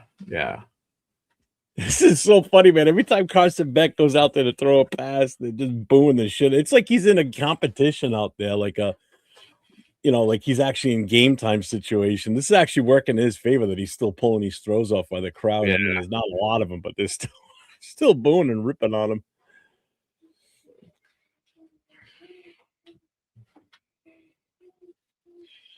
Yeah. Jalen Daniels. Oh yeah, I forgot about Jalen Daniels, bro. He's okay. I saw him play for for the Jayhawks last year. I didn't see him too much this year, but he was cool last year. Coming out. Let me go over this list real quick. This is a running back list. Okay, this is kind of the current ranking they have them. So obviously Jeremiah Love's top of the grade. Jadarian Price, the second running back for Notre Dame. Mike Washington, Levon Moss out of Texas A&M. Adam Randall, Clemson. Jamari Taylor, Emmett Johnson, Demont Claiborne, Nick Singleton, Rashul Faison. I saw a little bit of Rashul. He looked cool, bro. A guy that you definitely want to go ahead and keep your name on out for as well. Roman Hembley, the running back out of Indiana. It probably projected kind of go in that 5th, 6th, 7th round, anywhere in between there. A guy that could potentially pick up in the 7th round. You have that continuity if you're all about that continuity thing between Fernando and him. Obviously, they know each other, play with each other. Ketron Allen out of Penn State, Desmond Reed, Seth McGovern out of Kentucky, Jonah Coleman, Donaldson, CJ Donaldson, Jam Miller, Noah Wellington, Max Redson, and Robert Henry. He had an okay combine. He was in the latter half, and then Eli Heydrich rounding out the bottom half of that list. So there you have it. I think like Roman, Rashul, Did Love in that do middle everything round. today, or did he just run the 40? Who? Jordan Love. Did he do everything today or just the 40? I think he might have just done the 40, bro. Let me see. I don't know if they have it up. They possibly can. Yeah, he just did the 40. Here you go. Jeremiah Love representing the running backs on a big day at the combine. That's Jason Love. What's up, Pops? Box checked. Down. What a trait for a running back. Huh? Yeah. It's a little clip of the combine. Running a 40 at the combine. Wow, So out of this group, if we were to draft a running back, who are you interested? I have no clue. You could have checked the box he even started. Like Rashul is a guy to kind of like I said, to kind of keep an eye out for. I wouldn't go South Carolina. The kid from South Carolina. Yeah, Rashul. Rashul, South Carolina. And because I wouldn't get a guy too early. I want to get him in the mid pack. 6 is probably where I would start, because we already got Genty. All you need is somebody to complement him. So if you're not getting a guy in free agency, that means you're drafting one, and you want somebody to be with him for the next 4 more years that we got him for, 5 years that we got 4 more years, I should say, if you pick up his 5th or whatever. So you just want somebody there that's going to be that 1-2 punch that's going to be there for a long time. So you don't have to go ahead and get a guy like Jeremiah Love or any of the top guys in that sense, like Jadarian Price. No need to go ahead and waste a top pick on a guy like that, because that's not what you need him for. You probably want to go out Hembley. Who's another guy that stood out for me? Those are really kind of 2 guys. Singleton might be a guy that you go ahead and potentially go after as well, and bring in. I don't know. I just wasn't too high on Robert Henry. If they pick him up, that's cool. I'm not mad at that. See, Joe, Yeah. like Robert Henry. Yeah. So I'm not mad. I'm not mad if they bring in a guy like that. Like that's cool. Because you don't need him to do a whole lot. You just want him to bring that a different dynamic, a different step. Who's going to be able to pick up some of the reps for Genti as well. So, yeah, the receivers. Here, let me put up that list. And they're still going on. I didn't want to put up the whole list. Obviously, I'll read it off, but Carnell Tate, Mekhi Lemon are on top of the heap. They're not participating in the combine. Jordan Tyson, I don't think he's participating either. I haven't seen his name being said in the last hour and a half they've been doing this. Denzel Boston, we saw Concepcion, he looked cool. Chris Brazel, I don't think that's a guy that I think I'm gonna stay away from. Tennessee wideouts. He had a 4.37, so the speed's there. They have quick guys, but yeah, I'm kind of staying away from guys from Tennessee. Omar Cooper. Actually, I guess I'll put up the list. Whatever. Let me share this. So this is the list again. You have Carnell Tate, Lemon, Tyson are the top on that top five. Denzel Boston, Concepcion, round out the top five. Then you have Chris Brazel, Omar Cooper, who was just on. He ran. Let's see if they put up his 4.42 with the 1.55 split. So he had a good outing. Malachi Fields is another one, 4.6 for him. You got Zachariah Branch, which I just talked about, receiver out of Georgia, 4.3, 4.35 on his 40. Seemed like he stumbled. Guy was fast. And he stumbled to a 4.36. He had a 4.42 on this first one, 4.36 on his second attempt. That's crazy. On the shorter side, though, Skylar Bell, Antonio Williams, Elijah Surratt. Let me see what Elijah kind of they have it. Oh, I guess they. I don't think he's part. Has anybody seen him? I don't think I've heard his name being called. I don't think he's participating. Elijah Surratt on the combine. I don't think he's doing the combine. No, I only saw Cooper out there from Indy. Okay, so he might not be doing the combine. Chris Bell, Deion Burks, obviously Jacoby Lane. He's not participating. Zahan Sterling out of Mississippi, Ted Hurst, Josh Cameron, kind of in that middle group. Kevin Coleman, Malik Benson, Reggie Virgil, Bryce Lance, Michael J. Sturviant, Jordan Hudson, Caden Wetjen, Aaron Anderson, Eric McAllister out of TCU, Colby Young, Chase Roberts, Dylan Bell, Jeff Cadwell, Caleb Douglas, Brendan Thomas, Emmanuel Henderson, Harrison Wallace, Cullen Lacey, Baron Brown, Eric Rivers, CJ Daniels out of Miami.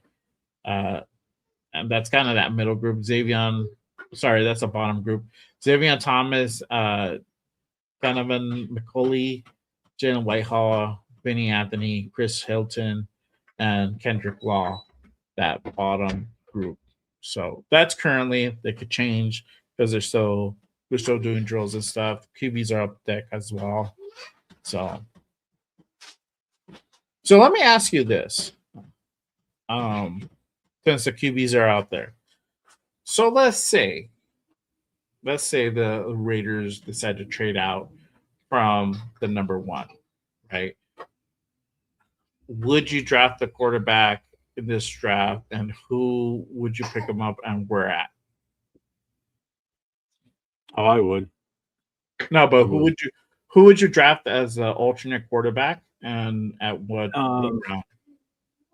Again, I'm still a believer that we should draft a quarterback regardless. Out of the ones that are out this year, um, if we're looking at just the potential of what they could be in the future, I would take a shot at Beck later on, Aller. If we want to go for one early, then I would see where, if Ty Simpson does fall to the second round, I highly doubt it. I don't know if he's going to get out of the first round. There may be a team that may be desperate to grab him. I don't know. Would you make a move? I mean, because let's face it, he's the next best talent after Mendoza. There's no question. Mendoza's the number one option. Right now, number two would be him. If the tides were different, if things were different, then it'd be two other quarterbacks ahead of Ty, more than likely. But yeah, definitely Beck later on. Definitely Aller, worth a shot later on. Because here's the thing: if they turn out to be great, then guess what? We pulled the gem. If they're so, it's not a big hurt because we took them so late. We weren't expecting them to be more than maybe a backup. It's when you take somebody too soon, like you reach for them, and then they become a bust. That's what hurts. Like if you were to take, like, say they're slated to go like fourth or fifth round, and you take them in the second just because they're there. That's a reach. And if they don't work out, well, now that you kind of look like a bunch of idiots. Whereas if you wait and take them later on, and if they work out, great, awesome draft. If they don't work out, oh well, try next year.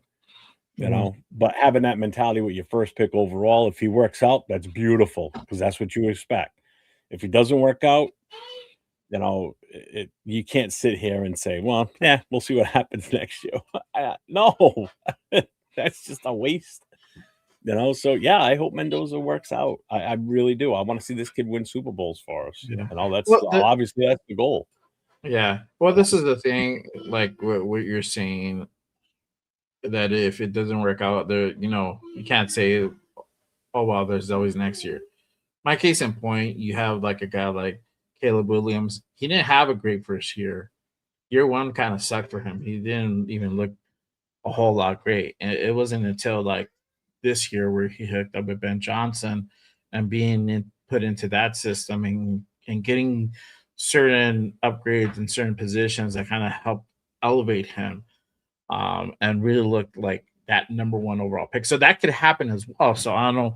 I think honestly, if you don't see it by year 3 that he's that number one pick, then you can kind of be like, all right, cool. Like then it was the thing that didn't work out. Like it just it depends, because that's the thing too. Like my thing, and I said it on your show yesterday. I think if he doesn't, he might have the thing where he might not play as the number one overall pick, but doesn't mean like he's shitty. It's just like he just didn't live up to that expectation of it, right? And that can construe him possibly as being that bust level. But there's levels to the bust too, because as we saw, we know what flat out bust looks like, and then we see like guys that just did not meet the expectation of that, So it all depends on how his performance is gonna be when he actually starts playing. That's the thing we gotta fucking be on the lookout for. It's kind of what is it gonna look like when he actually starts playing, either in preseason or during the season at some point. If even he gets a play in year one. I do too, obviously my thing is I feel that he's gonna work out because I think he's the best option because of his play style, what he can do, of his familiarity to the systems he's already ran before. And with Kubiak, I think is going to be the best fit for him. Obviously, we got to get some other things for him. We got to give him a couple more weapons.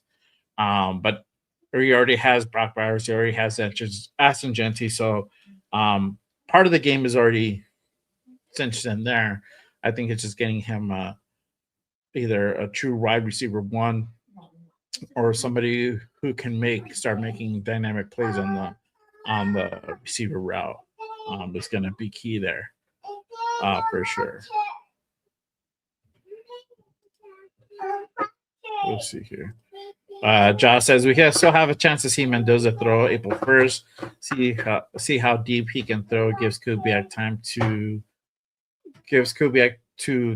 to think if he's the number one. Time to think he's the number one pick. Yeah, for sure. And I'm saying, this is what I'm saying. Like, you got to start thinking the reasons why you shouldn't draft Fernando. You know, like real reasons. You know, I mean, the only difference, I think, like you brought up Caleb Williams, the difference between those two, team wise, not skill and ability and all that. I'm not looking at their ability or whatever. What's the difference between the two? Team wise, between the two, the difference is the Bears didn't do anything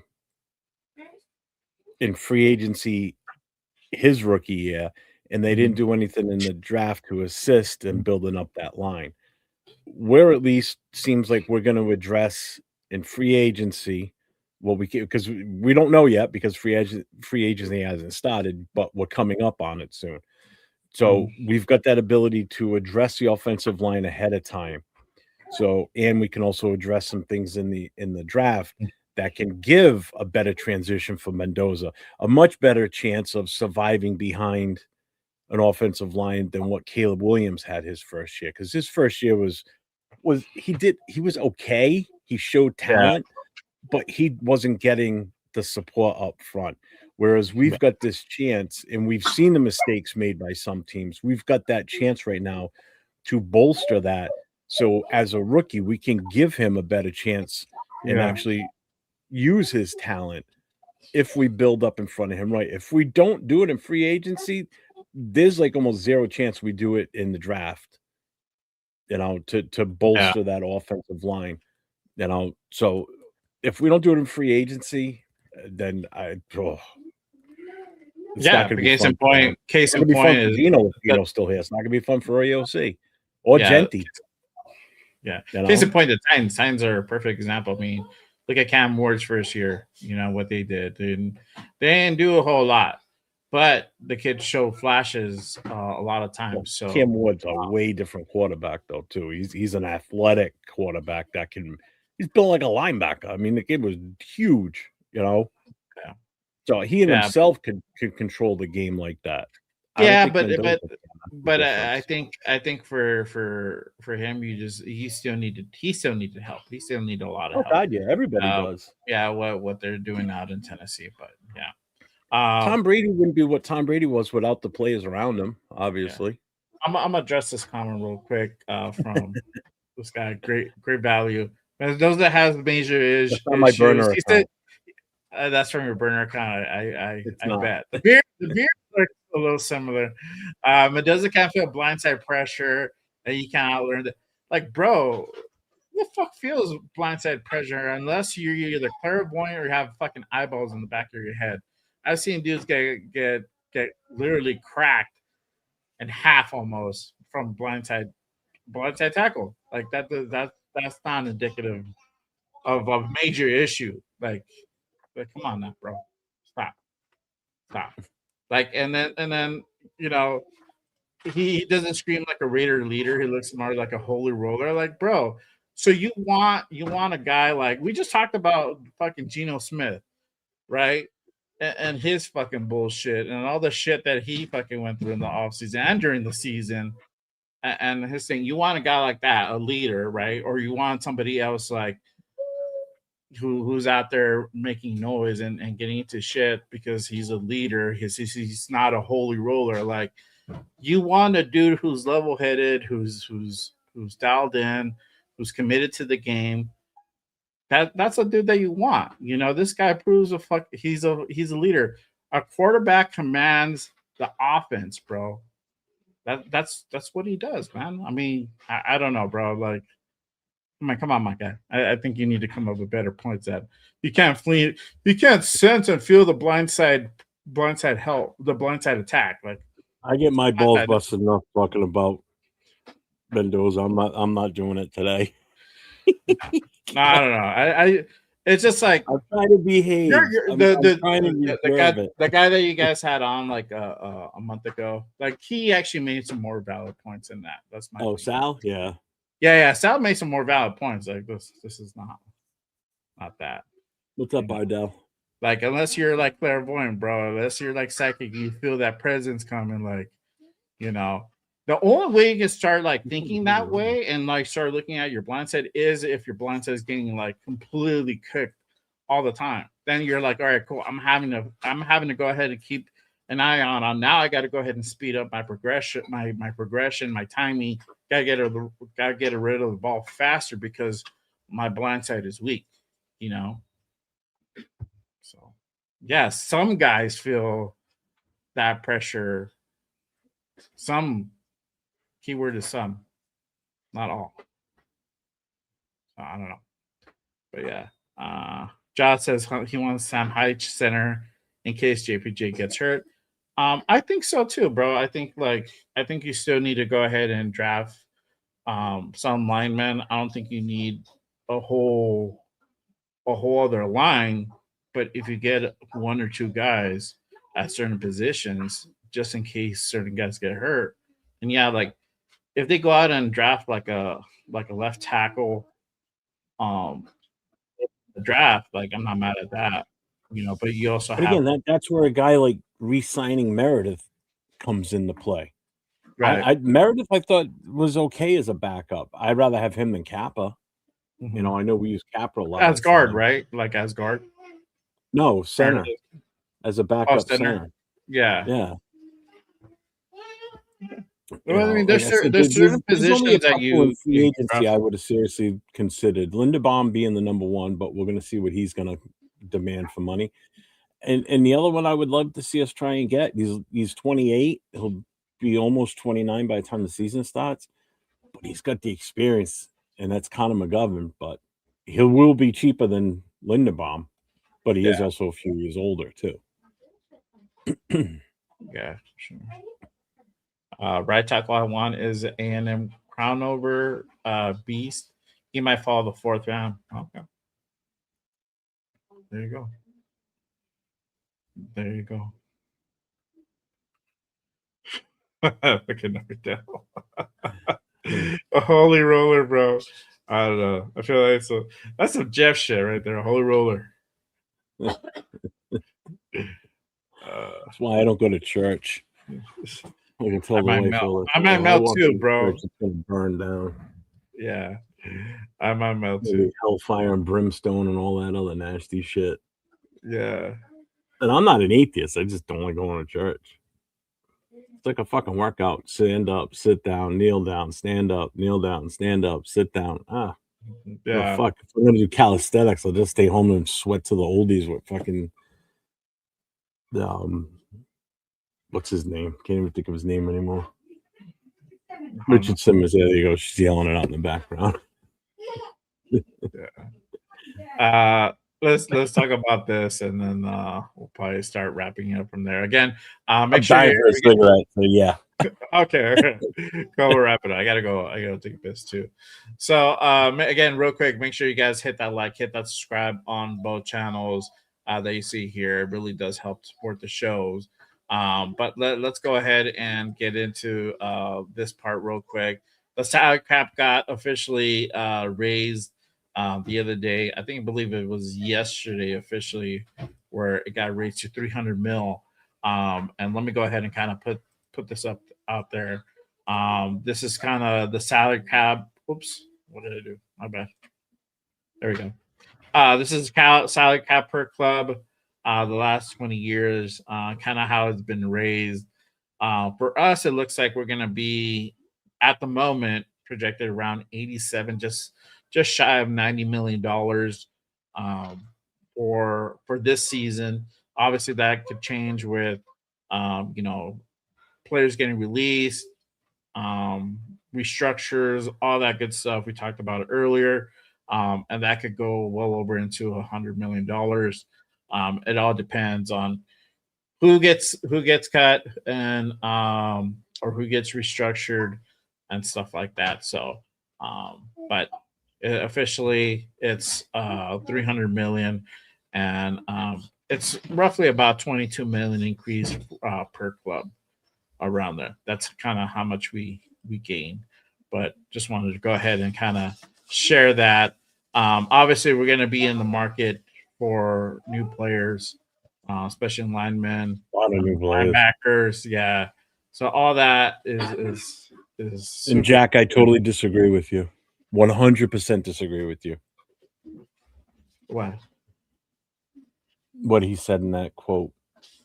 Not that I want an O-line that are better at run blocking. That I agree with. But pass protection's easy to teach. No, it's not. No, it's not.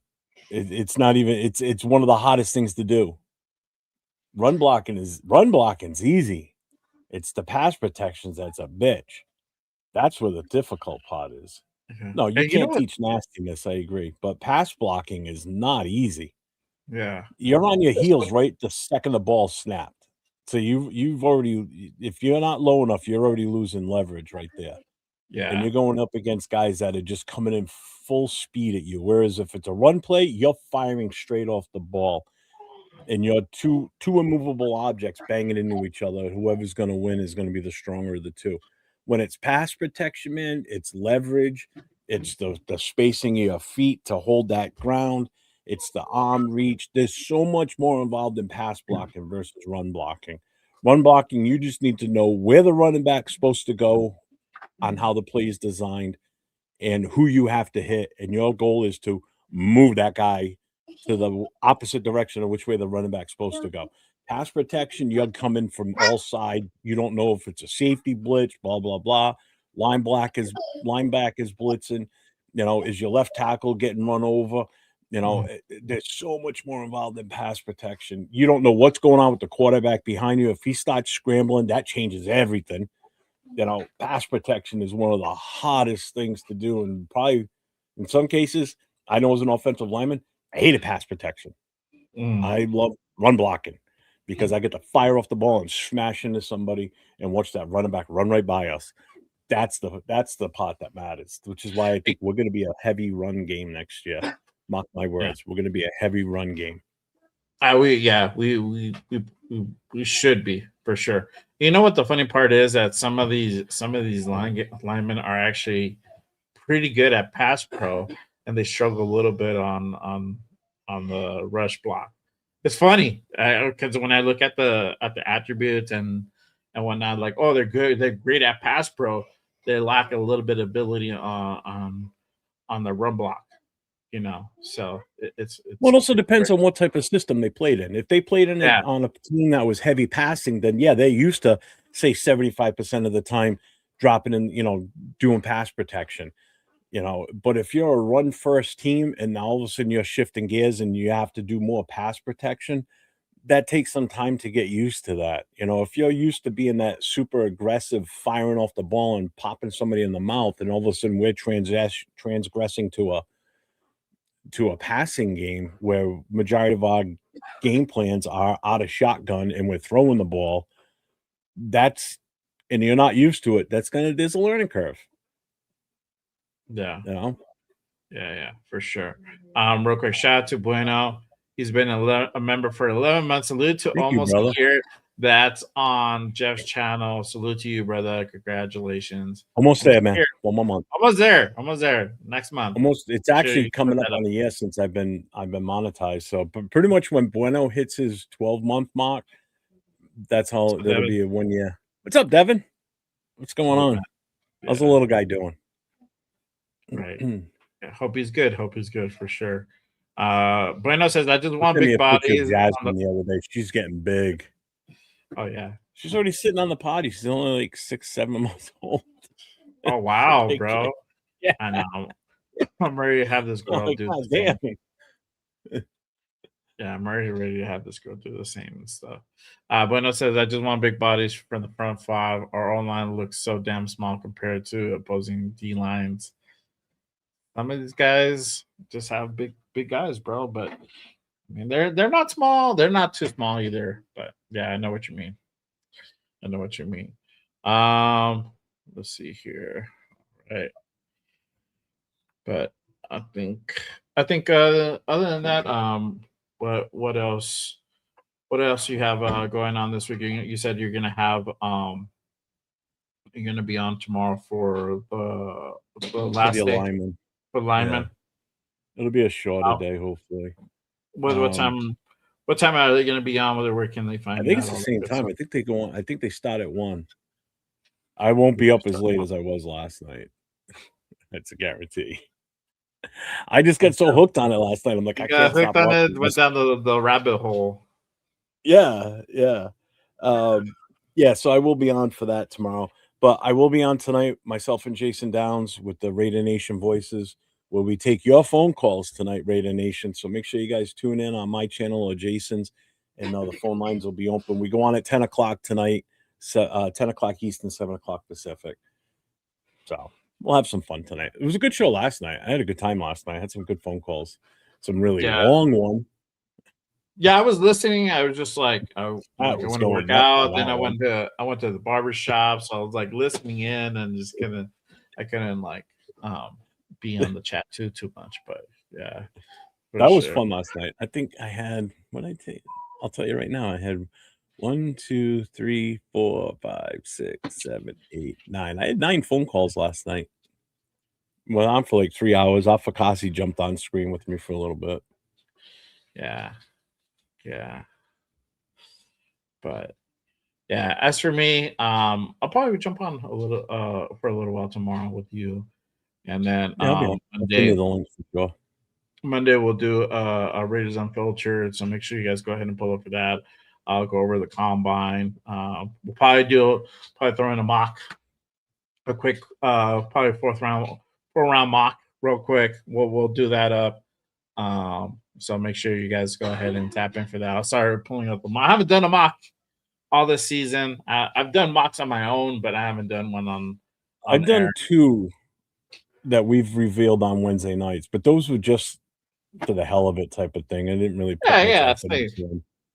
Like I did one while we've been talking, but I didn't do any trades. I just whatever was the top available guy, bang, I just took him.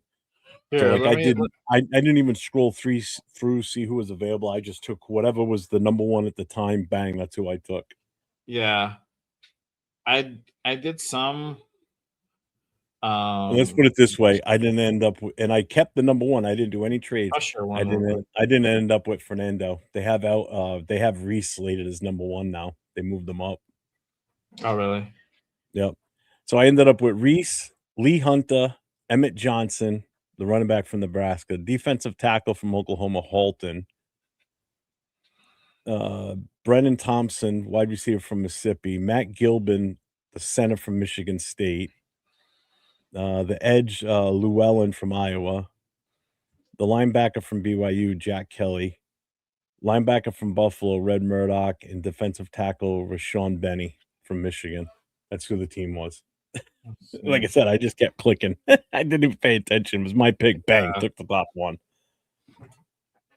Let me see if I can upload it real quick. Jeff was looking at a plate, taking calls like they were ordering food. That was funny. I don't think I can try to see if I can upload it from my phone. See, this is the difference between the way we're doing things over in the Middle East versus the way Iran's doing it. They're just blindly firing shit into. They've hit Saudi Arabia now. They've hit Kuwait.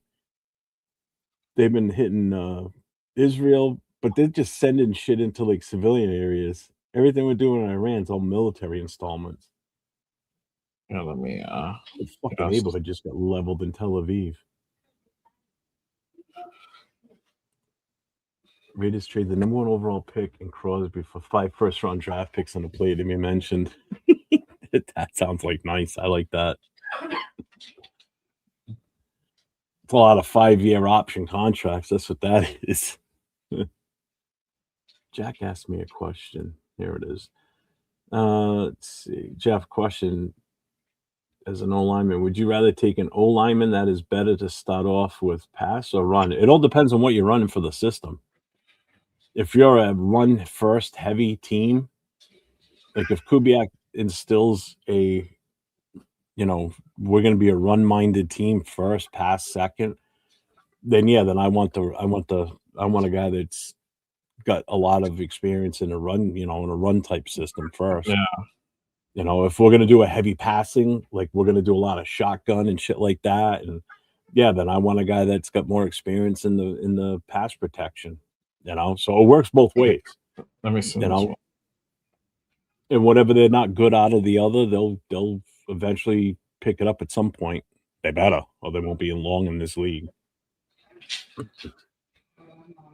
I just can't see how we're not going to be a run first team with dump offs to Brock every now and then, when you've got the caliber of a guy like Genty, who, if given the space and the opportunity to play with his talent, is going to do wonderful things for this team.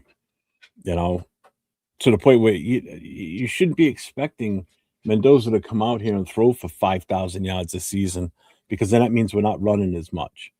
I want a nice balance. I'd like to see a heavier run, which is why it's important that we bring in a second running back too. We got to give Genty a breather, or he won't be long in this league. We can't just keep feeding him the ball, 350 to 400 times a season, Pat, running it. You're going to kill this kid. Yeah, that's and Kubiak already said that they're going to be a two-back system. So, for sure. I'm gonna put this mock up real quick. This is the mock that I did the other day. So mine was Kenny Fernando. You went heavy defense. Holy shit. Yeah, bro. That's what I'm telling you. Like, now that they put out that. What's up, Israel? They announced how we're gonna run the defense, before base. So I went Fernando first, then I traded back to 43, and I got Jacob. Jacob was still there. And then I got Kamari Ramsey, safety. Then hold on. So you traded out of number 36 to 43. Yeah. What else did you get? I think I got 99 and 135 on this one. Okay, yeah, because we didn't. I'm trying to remember. Yeah. Okay. All right. So I see what you did. I got Kamari Ramsey at the third. Then again in the third, I got Dominique Orange, so that big nose tackle out of Iowa State. Then I drafted Julian O'Neill in the fourth, corner out of Arkansas. Then Anthony Lucas, the edge out of USC. Then I got another linebacker, Aiden Fisher, for that next fourth-round pick. Then I got Jude Bowery, tackle out of Boston College. So I got that right tackle position drafted. Then Lewis Moore. Say another safety. I should have gotten probably another linebacker there, but I drafted another safety. Cameron Ball, another D tackle, and then I got a running back, Jamarian Miller, out of Bama. What number did you get Bowery at? That's fourth, I believe. You got him in the fourth round? What draft? Yeah, 135. Because 134, 135 are back. I went to see where he went in my draft. He went number 92 to San Fran in the third round. Oh, wow. Yeah, so he's good. He's definitely a good dude. He's definitely one. For whatever reason, they didn't pick him up. They left him hanging out there in the wind until 135, and I was like, cool, I'm gonna get him. So I don't know. Yeah, this seeing him, he's got potential to carry on Boston College's recent trend of NFL offensive line production. Yeah, but he started all games he started all at left tackle in 2024. Yeah. And in 2025, he started 9 games at left tackle. Yeah, I mean, that could be a fill-in for Colton Miller going forward. That's a good one. I'm glad you brought that one up. That's a good one to keep an eye on. Yeah. Jude Bowery. Yeah. I like Cameron Ball. Yeah, I like Cameron Ball.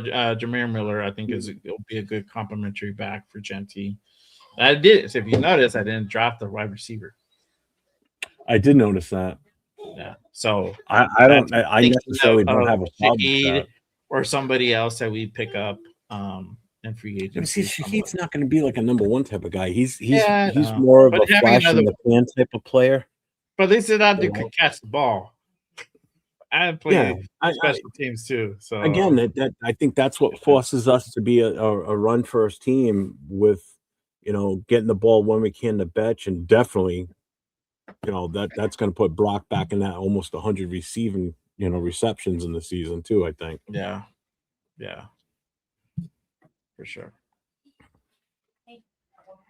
Yeah. So that's just the mock. So I'll do another mock on Monday. See, I like that running back taking him late too, because we don't have to knock it out of the park with a running back. We just see somebody No, we that's don't. serviceable that can fill in for a couple of plays or maybe take a series off for Genti, so we don't overuse this kid, because he's going to get used a lot. He's going to get used a lot. I mean, he's shown that he can catch the ball out of the backfield too last year. Yeah, exactly. So he's got that potential to be that dual threat, provided we can give the quarterback protection so he can do it. Yeah, exactly. It's just getting the protection. That's what's most important there. So, just kind of did that there, but I want to share that with you guys. But we'll do one. We'll do one on Monday for sure. So make sure you guys again hit that like, hit that subscribe, hit that notification on both channels. Anytime news goes down, we go on. Don't want to be left out in the dark. And just be in tune for the shows coming up as well. So again, appreciate you guys pulling up. And we will see you mañana and I'll see you all tonight. There you go. And tonight for and Jay and I'll be on during the day tomorrow for the offensive lineman. I'm excited for that one. I really am. Yeah, I get excited for that one. I just want to see what these guys do. Yeah, I think this year, since we know that we need to really fix this offensive line, we're gonna at least draft the guy. Like I said, like even look at my mock, I just drafted one guy, at least one guy in there. I think we do that on this draft in real life. If not two guys, I don't think we need to draft a whole lot of guys. I think if we do one or two guys, I think that'd be cool, and we get the rest. I'll tell you, if we bring in 2 in free agency and 2 in the draft, I'm happy. As long as they're good. As long as they're guys that we can grow. Because we need depth. We do need depth. Exactly. Yeah, we do need depth. Yeah, for sure. 100%. But other than that, I appreciate you guys. Thank you for everybody who pulled up today, rocking with us. There you go. Our guy Rebel. Late, he says Zachariah Branch is going to be a Raider. I'm calling it now. And you are not out of the realm of possibility, my guy.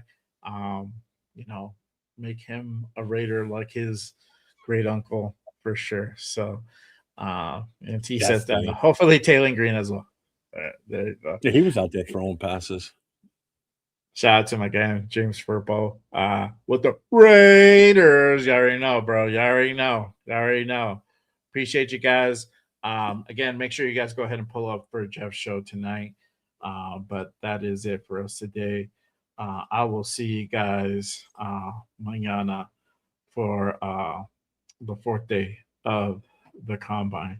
So again, appreciate you guys. Till next time. Peace.